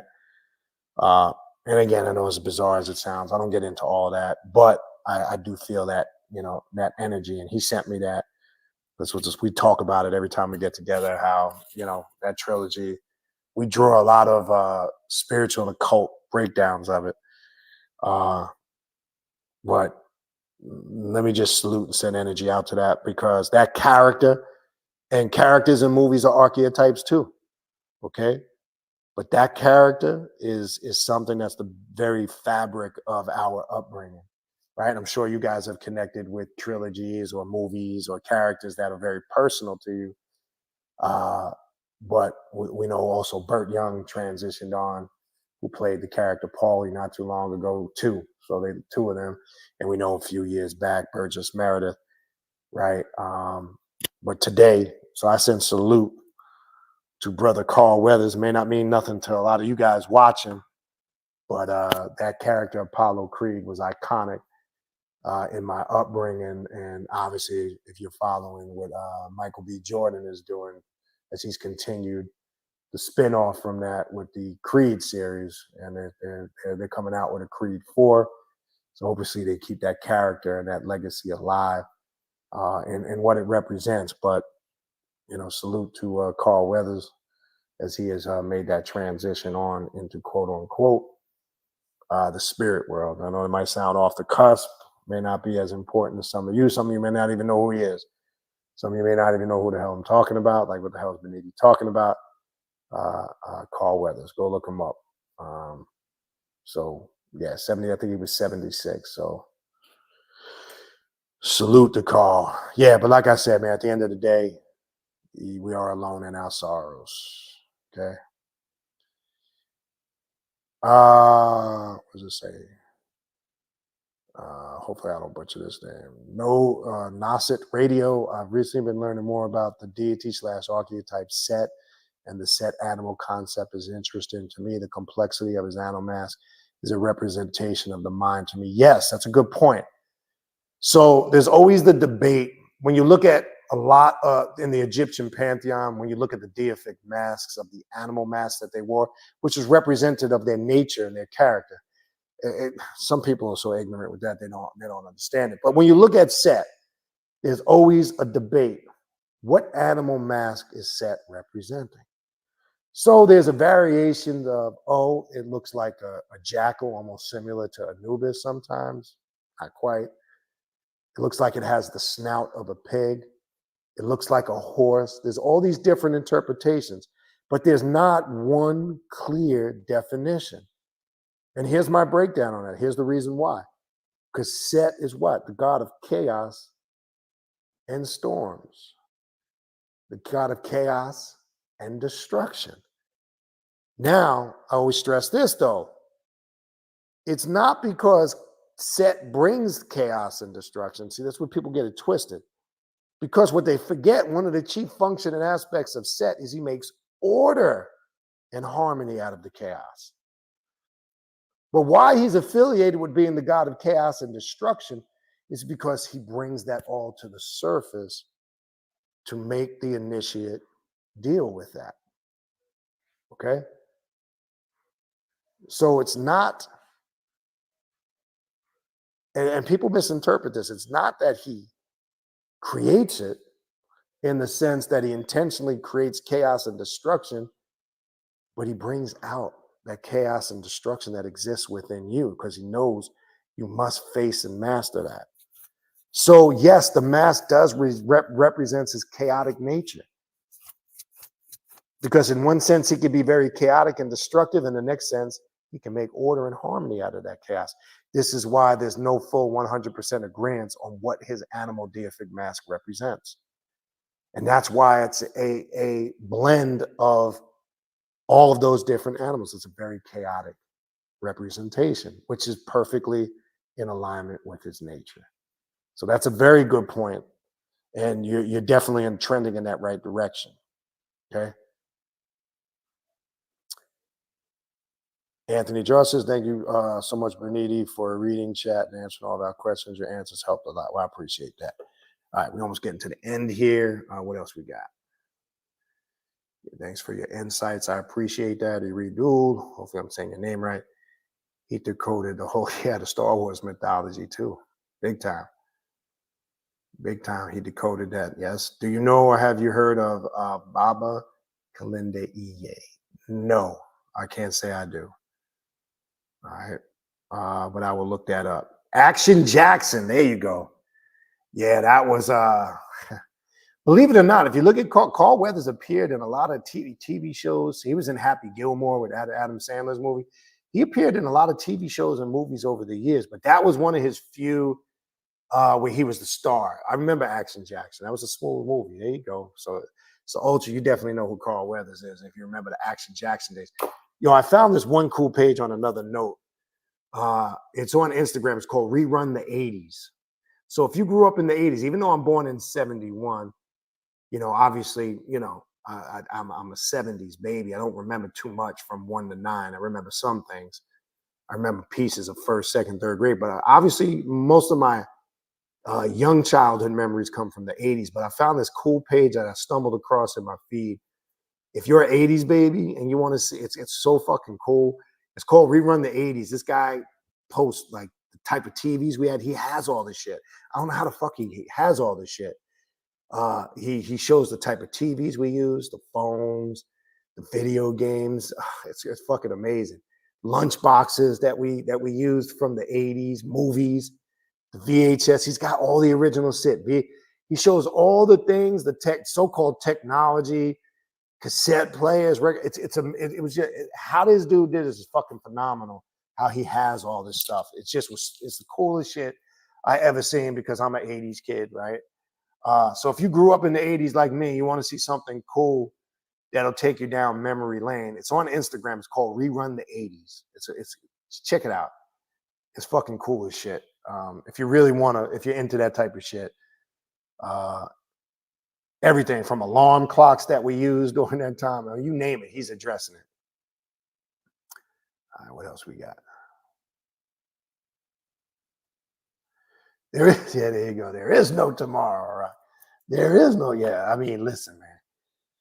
Look, huge Rocky fan, man. I got the box fucking deluxe set. I mean, shit. I've got Rocky figurines still packaged. And again, the Rocky archetype, it's the story again of the underdog.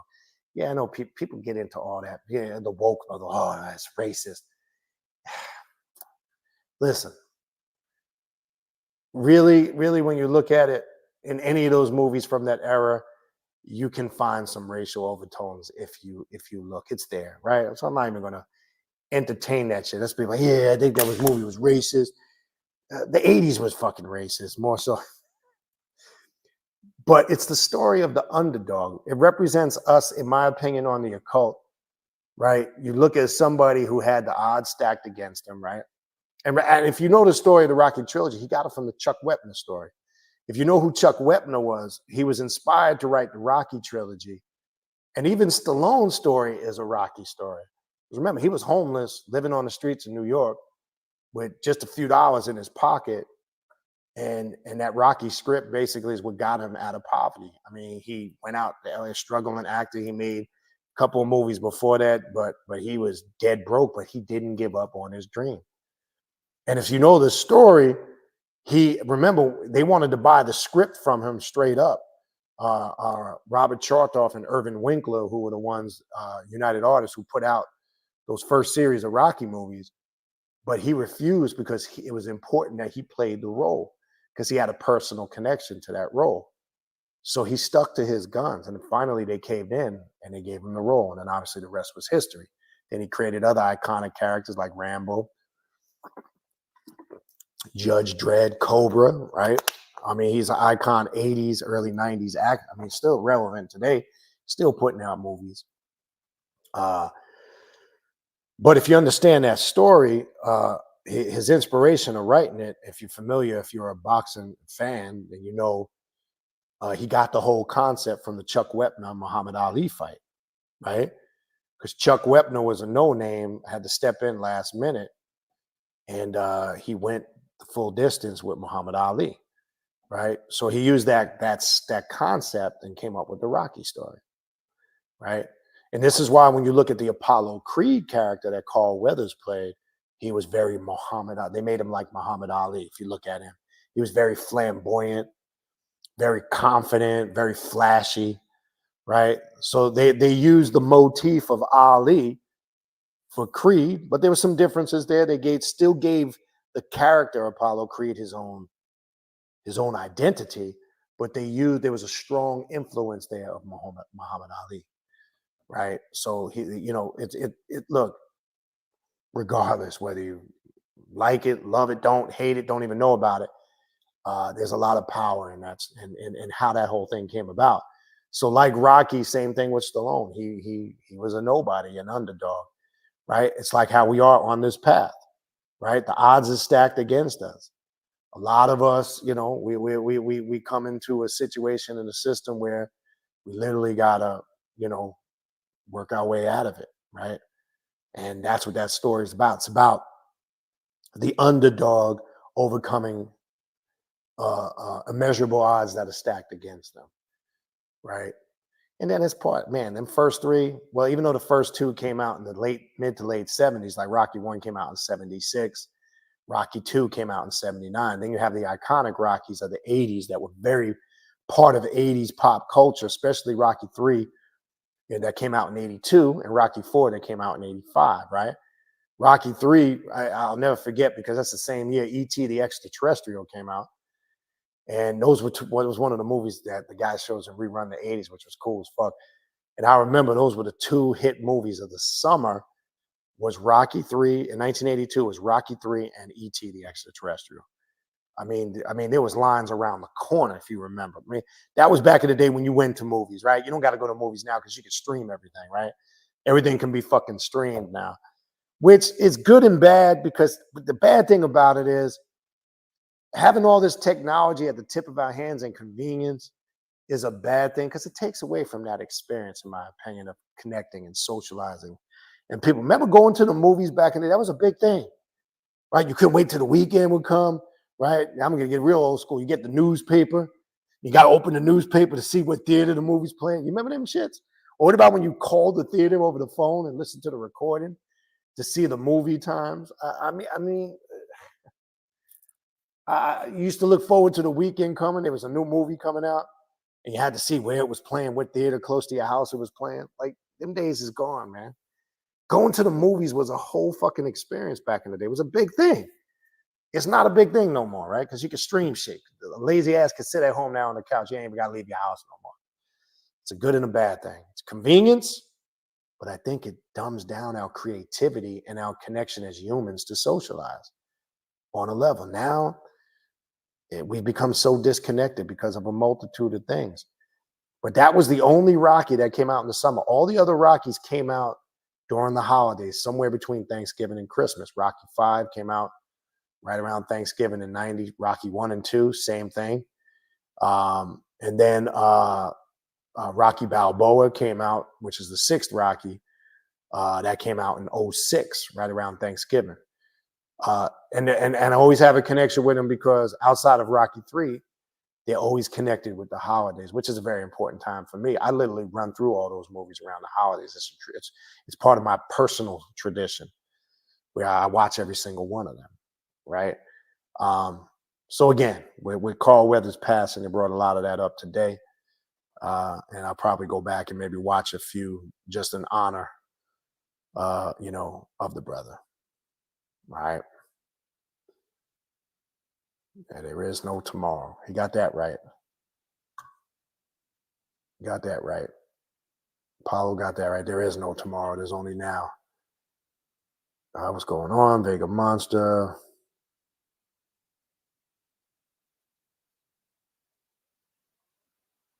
What else we got? Yeah, Ultra Instinct. Yeah.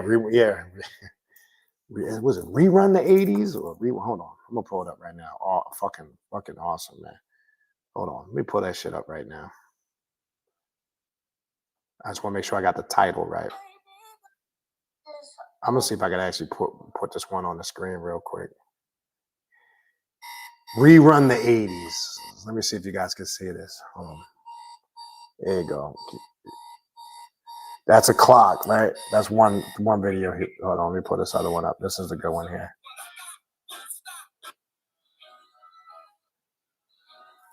This one's called Things I Miss Doing in the 80s. Like, he's got the bicycle, look at the watch, the Nintendo. This shit is so cool. Look at the phone. The Garfield cup, look at the sneaker. Remember rolling the cuff of your jeans up? The Hitachi TV. I had a Hitachi TV. The old Pizza Hut. You gotta be 80s kid to remember this shit. Look, the Walkman.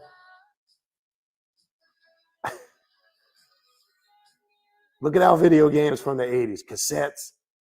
Remember the Master Viewer? You remember that shit? You put the little white cartridges in there and you click and you... This shit is awesome, man. I remember all this shit. That's why I'm tripping out. I remember everything. Remember Quick? Chocolate milk? Look at the video games we had. That's why I tell my little guy, he don't understand the shit that we had. It's nowhere near. TV Guide. Remember the TV Guide? Remember the Etch-a-Sketch? That's one. But he's got a bunch on there. I think it's really cool. It's called Rerun the 80s. Yeah, Rerun the 80s on Instagram.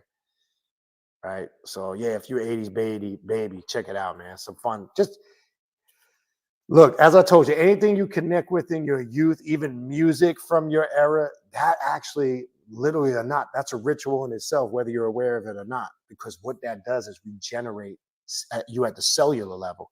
It heals cells that are damaged in your body.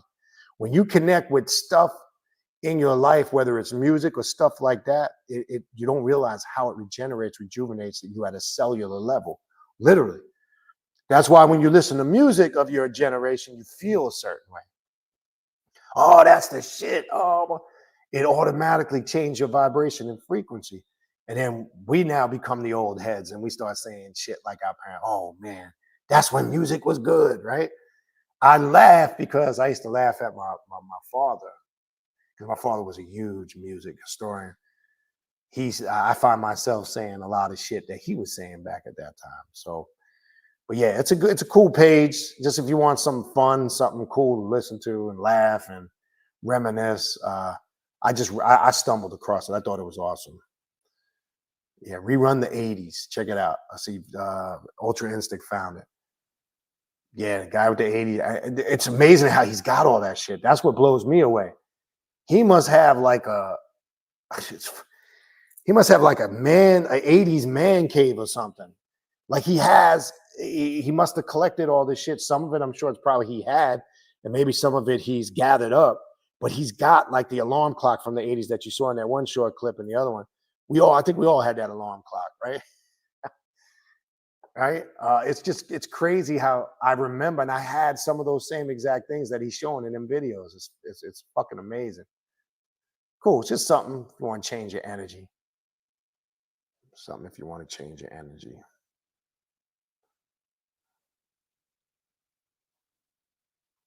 What else we got?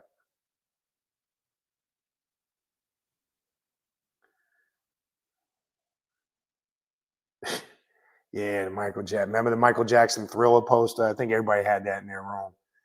The E.T. poster. Yeah, remember that shit? We used to, as kids, we used to hang up movie posters in our room. So I'm saying, man, it's when life was so much fucking simpler, man. And one I had posted on one of my personal pages. I got a personal, it's just for family. And my brother-in-law had chimed in. I was like, look, I miss being a kid in the 80s. One thing, look, I know not everybody had a great childhood, but look, man, I had an awesome fucking childhood. I can't complain. Look, I know some people, oh man, I hated going to school. I didn't. I loved going to school, man, because I grew up in a great school, great high school. I had great group of friends. Yeah, we got into our shit. You know, who didn't?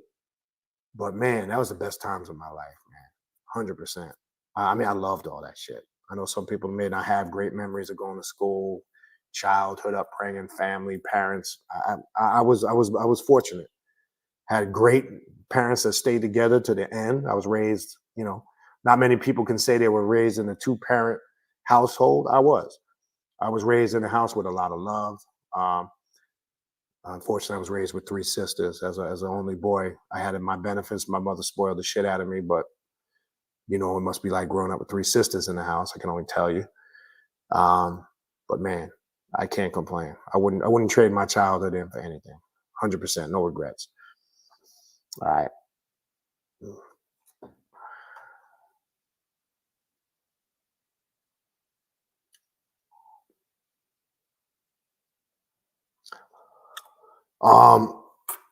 Eric Jones says, do you have any thoughts on prison realms as feeding grounds in vampire magic? Vampire energy can be fed off of anywhere. Now, whether it's in prison realms, whether it's astral feeding in gyms, public places, spiritual realms or abode, you just always need to apply a couple of concepts that regardless of what, how, and what method you're using it. Hold on, what happened there? Okay, here we go. It's just knowing the process of the feeding, right? Know what you're feeding on, know what you're absorbing, because you can overfeed, as we know, right? Know your target, right? Because not knowing your target can cause draining effects, because maybe you're tapping into a target that you've underestimated, right? So it doesn't matter if it's prison realms. It doesn't matter if it's even here in your everyday mundane existence, whether it's public places. I've always said times of year and certain energy that in the ethers is very important when you're using vampiric energy absorption techniques, feeding techniques. Is critical. It's about knowing the feeding process, knowing the proper intake, and knowing your target. Because if you overfeed, that can drain you and create a very vampiric draining effect on your spirituality. And I've seen people do that. They overabsorb. Okay. So any ground, in my opinion, can be utilized, for that purpose. But I would just tell the practitioner who's utilizing to make sure they have a thorough understanding, one, of what they're doing, how they're doing it, and why they're doing it. And a lot of that comes to being knowledgeable of your target. Okay. I mean, there's more to that. I know we're winding down. What I could tell you, not because I'm trying to segue or promote the Patreon page, but I have an ongoing vampiric class, one of the ongoing series on the Patreon page you might want to check out, where I go a lot more in depth. That's just a basic, just to throw at you. All right. I'll see what else we got real quick to wrap this up. Clock radios. Man, I think everybody had a clock radio back in the day. I know I did. Man, we thought that was like a cool, our technology. Like, so I trip out because it's why when some of my kids look at it, they like, that's the shit you had. Yeah, that's the shit we had growing up. Right? We had the big, the big ass VCR, the clock radio. I mean, that was technology to us, though. To us, that was how they look at some of the technology today. I know they look at it and they go, what the fuck is that? Like, that's the technology we grew up with. That was high-tech technology to us. Some of them things you saw. A clock radio, you could set the alarm. I used to hate, man, setting those things. Remember, you always fuck up and go past the time you want, and we have to hold down the two buttons, and you go so fast, and then you didn't know if you set it for AM or PM. How many people fucked up and set their alarm for PM, and it was supposed to be AM? Because that's the only thing I used to hate about those digital alarm clock radios. They used to move so fast, and sometimes you make a mistake trying to set them, and you didn't catch it. All right. Vegas said, to Alex, I said hello. Cool. Hope you guys, everybody's good. Oh, the Walkman, man, back in the day, shit. In the 80s, I had the Jam backpack. Remember the Jam backpacks? You catch me all over the city, boy. I had my cassettes in my bag. I stayed with my bag of cassettes, backup batteries, and always had a Walkman too everywhere. You saw me on the bus, the subway, walking around. Stayed steady with that Walkman. Then I had all my blank tapes. Because you remember back then in the day, when especially in New York on the weekends, when the Rap Attack would come on, or whether it was the Mr. Magic or the Molly Mall show or DJ Red Alert, we put the blank tape in the radio. That we recorded a lot of our shit off the radio. So I had all my label tapes. Remember we used to buy the blank tapes and tape and label them. And then you had your store-bought cassette tapes, and then you had your bootleg tapes. Because back then, I was used to sell bootleg tapes back in the day. That was big. Remember the $5 bootleg cassettes? You get the deals on them and shit. Man, check it out, man. I'll give you 6 for 20. You come out with all the, and then you cross your fingers it was a good copy, because some of them shits was fucked up. I ain't gonna lie. You get mad than a motherfucker, but you really couldn't say anything because you knew it was bootleg. But man, back in the day, man, you'd walk all the boroughs, man, especially Manhattan, man. You could find a bootlegger on every corner. And man, you'd be fucking you go out there buying a gang of tapes. But shit. So yeah, the Walkman. When the Walkmans came out, that was the shit. I stayed with one 24/7, man. And that shit to the point I made sure I had backup batteries. Nothing worse than when your tapes start lagging because your batteries are dying. And it sounded like, woo. You knew when your batteries was going. You knew. Remember what we used to do? I don't know. Some of you guys old school. Some of you guys might know this. What we used to do, we thought we used to recharge. They did to an extent. What you used to do when you thought your batteries was dying? I want to see if anybody's old school. I'm going to scroll down. What was one thing you used to do with batteries when you thought they were dying? I want to see where my true old school heads are. I know somebody's got to know the answer to this. What was something we did we thought recharged our batteries? It did to an extent, but not to the extent that they used to tell us. When you knew your batteries were getting weak, what did you try to do with them to recharge them? All right, I'm going to wait to see if anybody answers until I get to the bottom. If I don't see it, then I'll remind me to answer that question. No, see, Ray. I do want to experience the movies a few more times. Well, I always think about it. If they close down, I'm definitely going to see Madam Web. I hope it's not whack, though. Yeah, I mean, oh, man. Like even thinking about the Rocky movies we were talking earlier, I remember as a kid, there's nothing like that theatrical experience going. You're going to laugh. In 1982, see, back in the day before they had all these systems now, it was easy to sneak into movies as kids in New York. We used to do in the summertime. One of us would go in and pay. In the theater, we used to go into New York. There were side doors, stairs. One guy would go in and pay. We'd all be at the side door. He'd let us in. And then we come out of the theater and go hang around. And because most of the theaters had like video games, like Pac-Man, Space Invaders, we go to the game section and hang out. And they didn't come around and check shit like that. They didn't check tickets. Now some theaters is crazy. You have assigned seating if you buy tickets online, or even if you buy tickets at the booth. You literally have assigned seat numbers. None of that shit existed back in the day. One of us would go in and pay. Everybody be at the side door. Somebody would open the side door. A couple times we got caught by security and kicked out. But 9 out of 10 times we never got caught.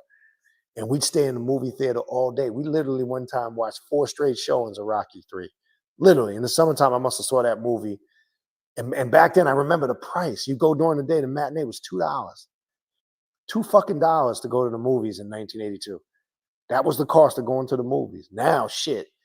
You got a family of 4. It's about $100 to get in the fucking movies now. I clearly remember. In 1982, movies was $2. If it wasn't the daytime during the matinees, $3.75 at night. I'll never forget it. $3.75 for a movie. $2 during the day. We'd take $2 and be in the movies all fucking day. $2 for several people. I remember shit. The pizza parlor. Oh, that's what we called it back then. That's old school too. Pizza parlor. Now nobody calls it that. The pizza place. Right? I remember literally, we'd leave the movie theater, and I kid you not, a slice of pizza, a drink, and an Italian icy was $2.25. So $5 was all you needed to be out for the whole entire day as a kid. Literally, you'd be at the movies, slice of pizza, an Italian icy, and a drink, a cup of soda, $2.25. that was everything to us as kids. See, it was those things. It's those little things that's what it took to keep us entertained. We didn't have all these gadgets. We didn't have all this technology. What, Atari 2600, 5200, then Nintendo and Nintendo 64. That was about the highest technology we got growing up as kids. Okay, we didn't have all that shit. Right? It was the little things that kept us happy. Right? We went outside and played. That doesn't exist no more. Tell a kid to go outside and play. They don't even know what the fuck that means. We'd spend all day riding our bicycle on our big wheels, playing football, baseball on the street, playing ring alivio, run, catch, and kiss. Remember RCK? I don't know. I don't know if that's just a New York thing, but we played run, catch, and kiss. At nighttime in the summer, we would catch fireflies. Remember getting a jar and catching a firefly? Yeah, some of you guys, fireflies were big in parts of New York. And we tried to catch them in the jar because they lit up at night. Right? These were things we did. And to me, those things were special because it kept us, our minds stimulated. It was true interaction and socializing. Right? When you're outside and you're active, I think that generation came up different. Some of these generations of these millennials, man, they fucking nuts, man. They're just not right. So I remember all that stuff, right? Catching fireflies in the summer. Remember, you know, we used to do stupid shit, man. Just crazy shit. Just things that, they're gone. And it's not to just say, I don't want to sound, look, I am now that I am my mother and father was at that time. It's crazy. When you think about it, because you think about it wasn't that long ago, because it really wasn't, when you were there. And when you start to reflect on it, it wasn't really that long ago. Because sometimes you say something, man, that was a long time ago, but it feels like it was just yesterday, right? We say that because literally it was. This thing called time is such a fucking illusion. It's got people's minds so warped and twisted. And sometimes you go tap into your mind and you go back. It's not just about reminiscing about those times. It's about reconnecting with those times because they're a part of you and they'll always be a part of you, regardless. Okay? So sometimes I still see myself as a kid running around in the summertime catching fireflies. Sometimes I still see myself as a kid outside in the summertime drinking from the garden hose, right? See, back then, with no bottled water. So I really question the whole validity of that shit. Not saying that now, well, I'm sure the water supply's changed. We drank tap water. We drank water out of the hose from the side of the house. We turned out all right. This bottled water thing became, whenever it became a thing. Think about this for a minute, how easy it is to introduce something and indoctrinate. Let's just look at bottled water and cell phones. A lot of us, if you're in my age bracket, my generation, we didn't have no cell phones. We turned out okay. We traveled all over the place. We didn't have, I know people say, well, in case of an emergency, your car breaks down. Shit. I grew up my whole life as a teenager and a young man driving cars. I ain't had no goddamn cell phone. I broke down. I figured it out. Might have had to walk, get to a payphone. We kept quarters on it. Well, dimes first, then quarters afterwards, right? We survived. When did we become so dependent on shit that they introduced to us? Same thing with bottled water. Think back and reflect.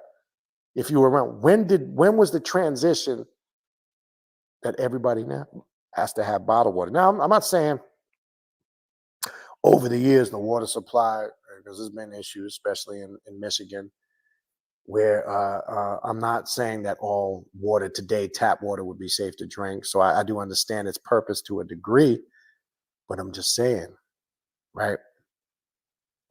Back then, we grew up on tap water. You wanted a glass of water, you went to the sink.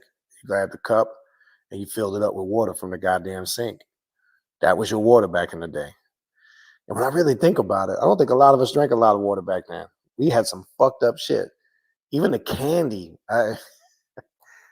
We used to go down to the candy we used to eat, man.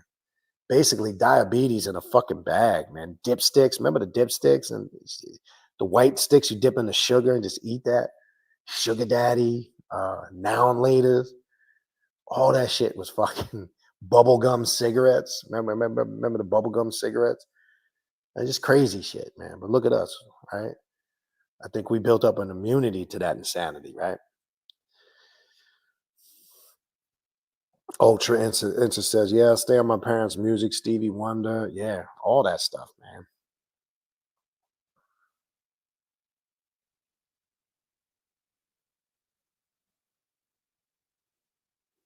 What else we got? Yeah, Back to the Future. That's a classic. Yeah, Michael J. Fox.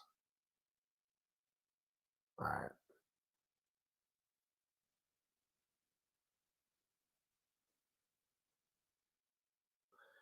Yeah, I never traveled nowhere without. I'm a music head, man. Big Mom says I caught the book. I just got to pick it up from my mailing address. Definitely looking forward to. Yeah, it's good stuff in there. You're gonna enjoy it for sure.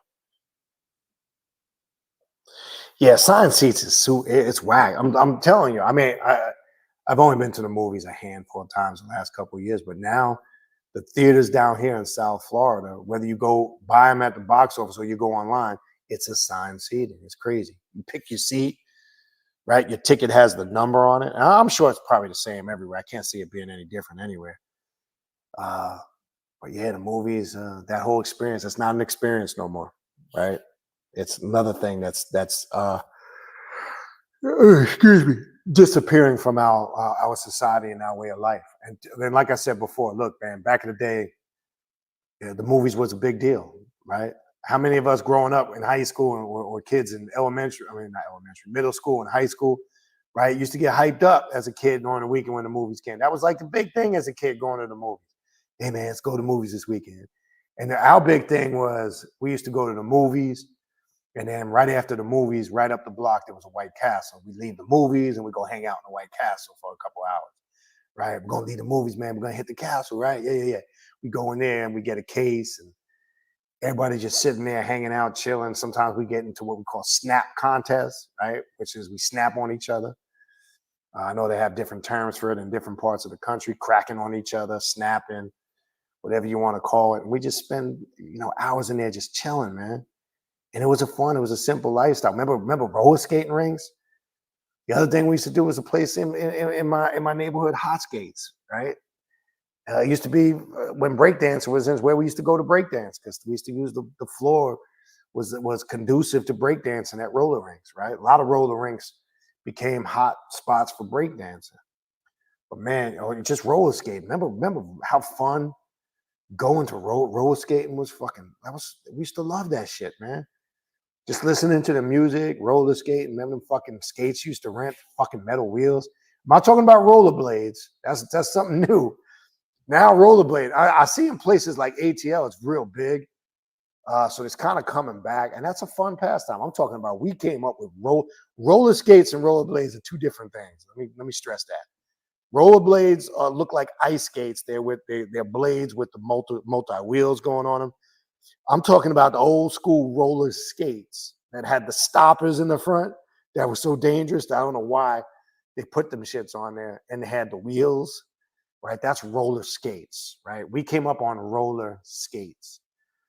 And that was used to be a big fun thing, going roller skating at the roller skating rink. Bowling, right? That used to be a fun time. Hey, man, let's go bowling, hanging out at the bowling alley, shooting pool. We used to have a place where we grew up in New York called Guys and Dolls. It was an arcade and a pool. You go, even if you went to Times Square, they were loaded before they cleaned it up. Now, all that Disney shit you're seeing now, that came with Giuliani. He cleaned all that up in like the mid '90s when he was mayor. He all that. I mean, there was the adult video booths, little peep booths used to go into. You had the karate movie theaters where they show all the kung fu movies over there back in the day. You had the pool halls, the arcades. That's what we did. That was a big thing, man. Let's go shoot some pool. We could make a whole night of it. And then we leave there. And in a lot of boroughs, they had the diners, right? Diners are huge in New York. Then we go leave and hang out at the diner. I mean, this shit we did, man. It was fun, and that was our whole night, right? But I remember a lot of those things, man. And look, I guess everybody's got their own memories of their childhood, but all those things, man.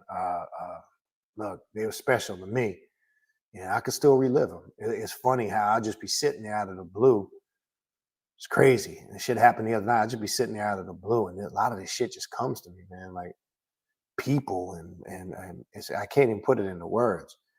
But what it tells me, it confirms what I'm saying, that everything is connected in the present moment. Like for an example, how can you just be just sitting there like today? I mean, this happened to me just the other day, and then all of a sudden, thinking about people that were in my life going back to the mid to late 80s. It just popped up. Certain situations. I'm talking about randomly out of the blue, or was it randomly out of the blue? That's the question. So yeah, man, shit is real.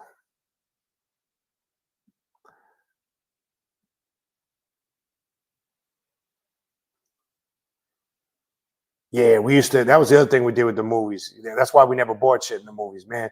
We'd stuff out can. We see. I don't know if this is old school too. Whether it was cans of soda, you could stuff bags of chips. I mean, we did. We snuck shit in. Sometimes we just come in with a straight bag and keep it up under the seat. But back in the day, the ones we used to, the sodas we used to sneak in into the movie theater. There's some old school shit right here. How many of you guys remember RC Cola?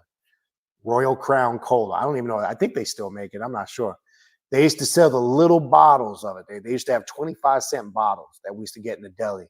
It was called RC Cola. That's some old school shit. RC, Royal Crown Cola. We used to get about 5 or 6 of them. And we used to stick them in our pants and sneak them in the movies. They were little, like, I don't know how many ounces they were. It might have been 10 ounces. They were small bottles. We used to sneak them in. That was our thing. Go buy a bunch of those and sneak them in. Remember the no frills at Pathmark? It literally said no frills on it, the no name soda. Some of you motherfuckers don't know there's 3-liter bottles of soda. That no frills shit, they used to sell it in 3 liters. But my parents, when they used to go shopping at Pathmark or ShopRite, because Pathmark had their own no frills line, and so did ShopRite. And it's come with this, man, 3-liter bottles of Coke, grape soda. Man, we grew up with some toxic shit, man. I think we became immune to all that shit. That's why nothing ever happened to us. King of the Mountain, okay.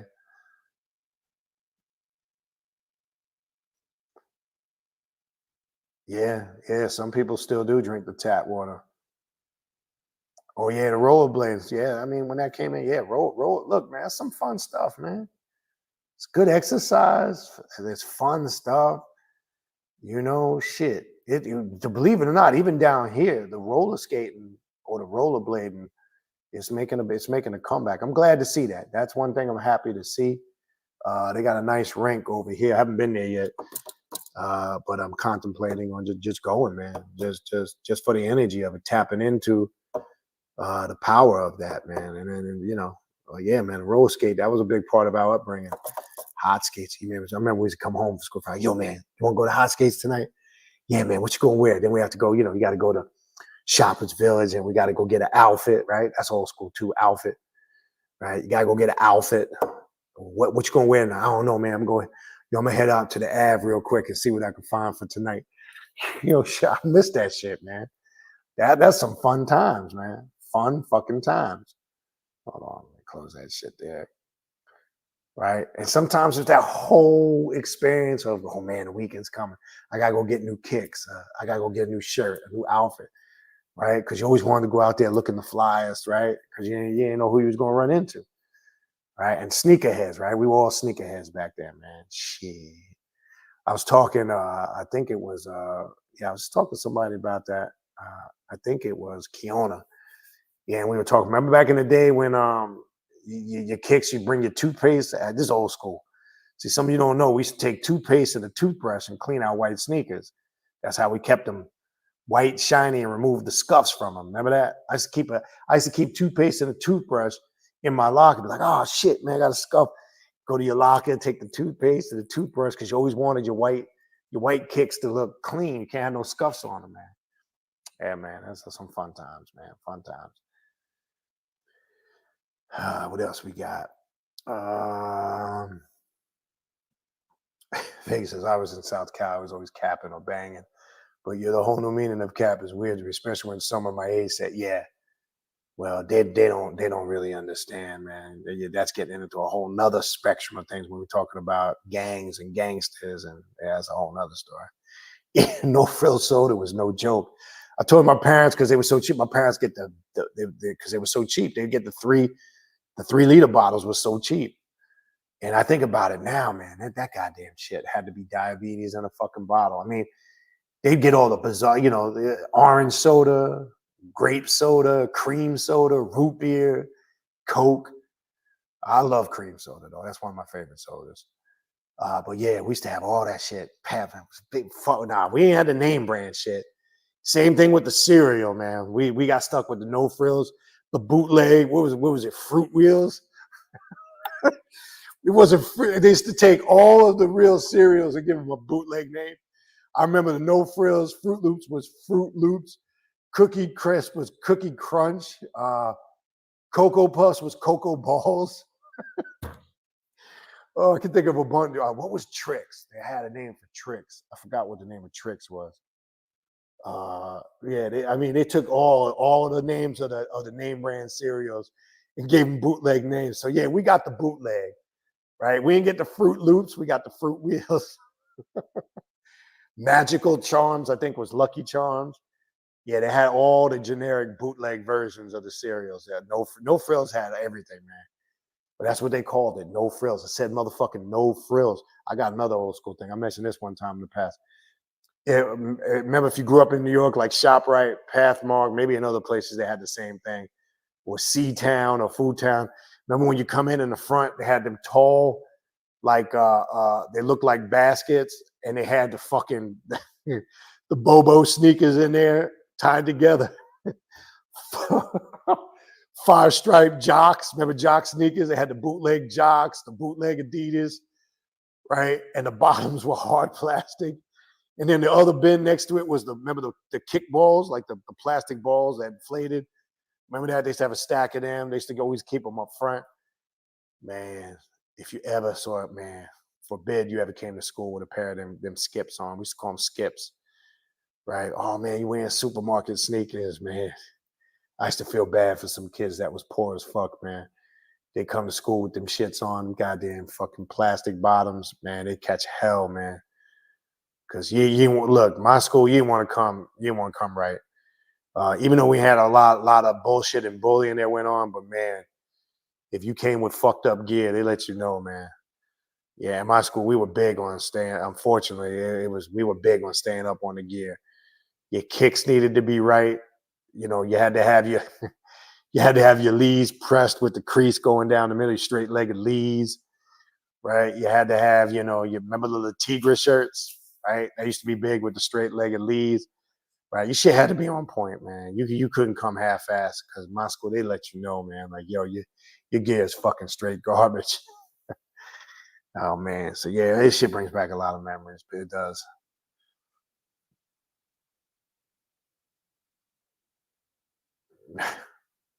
King Vitamin cereal. Oh, shit. Yeah, I remember that.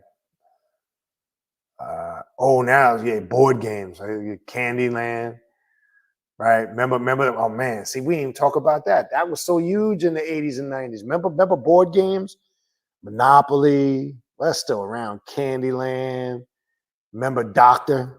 Remember with the thing, you'd have to pull the things out without it buzzing.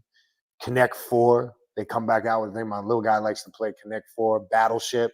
You sunk my battleship. Remember the commercial for Battleship? These are some of the games we had growing up. Life.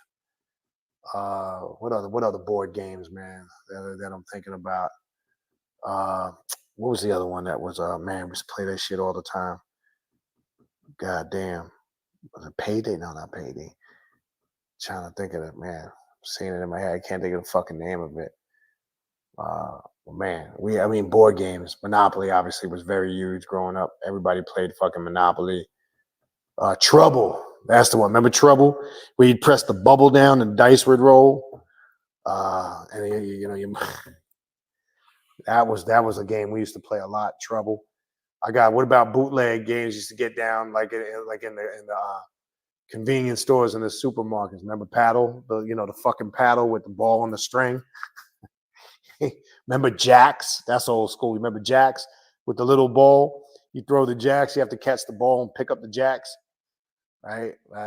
We talked about the Etch a Sketch, man. Shit, this is the shit we grew up on, man. That's the shit we had. Those were our toys. Paddle ball, Etch a Sketch. Yeah, man.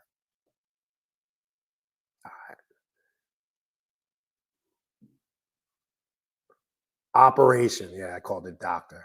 Operation. That was the correct name of the game. I don't know where the fuck I got that from. Clue. That was another one. Clue. It was the professor in the boiler room. Man. Yeah, board game. Man, we used to have board game night. Remember that? And that used to be huge in the winter, man. Like on a cold winter night, you didn't want to go nowhere. The weather wasn't good. Yo, man, let's pull out the board game. Let's play some board games. That was big back in the day. Remember Twister? Remember that? You lay out the mat and you have to spin and stay in the colors. Twister. We used to play shit like that. That's old school. Man, all that shit, man.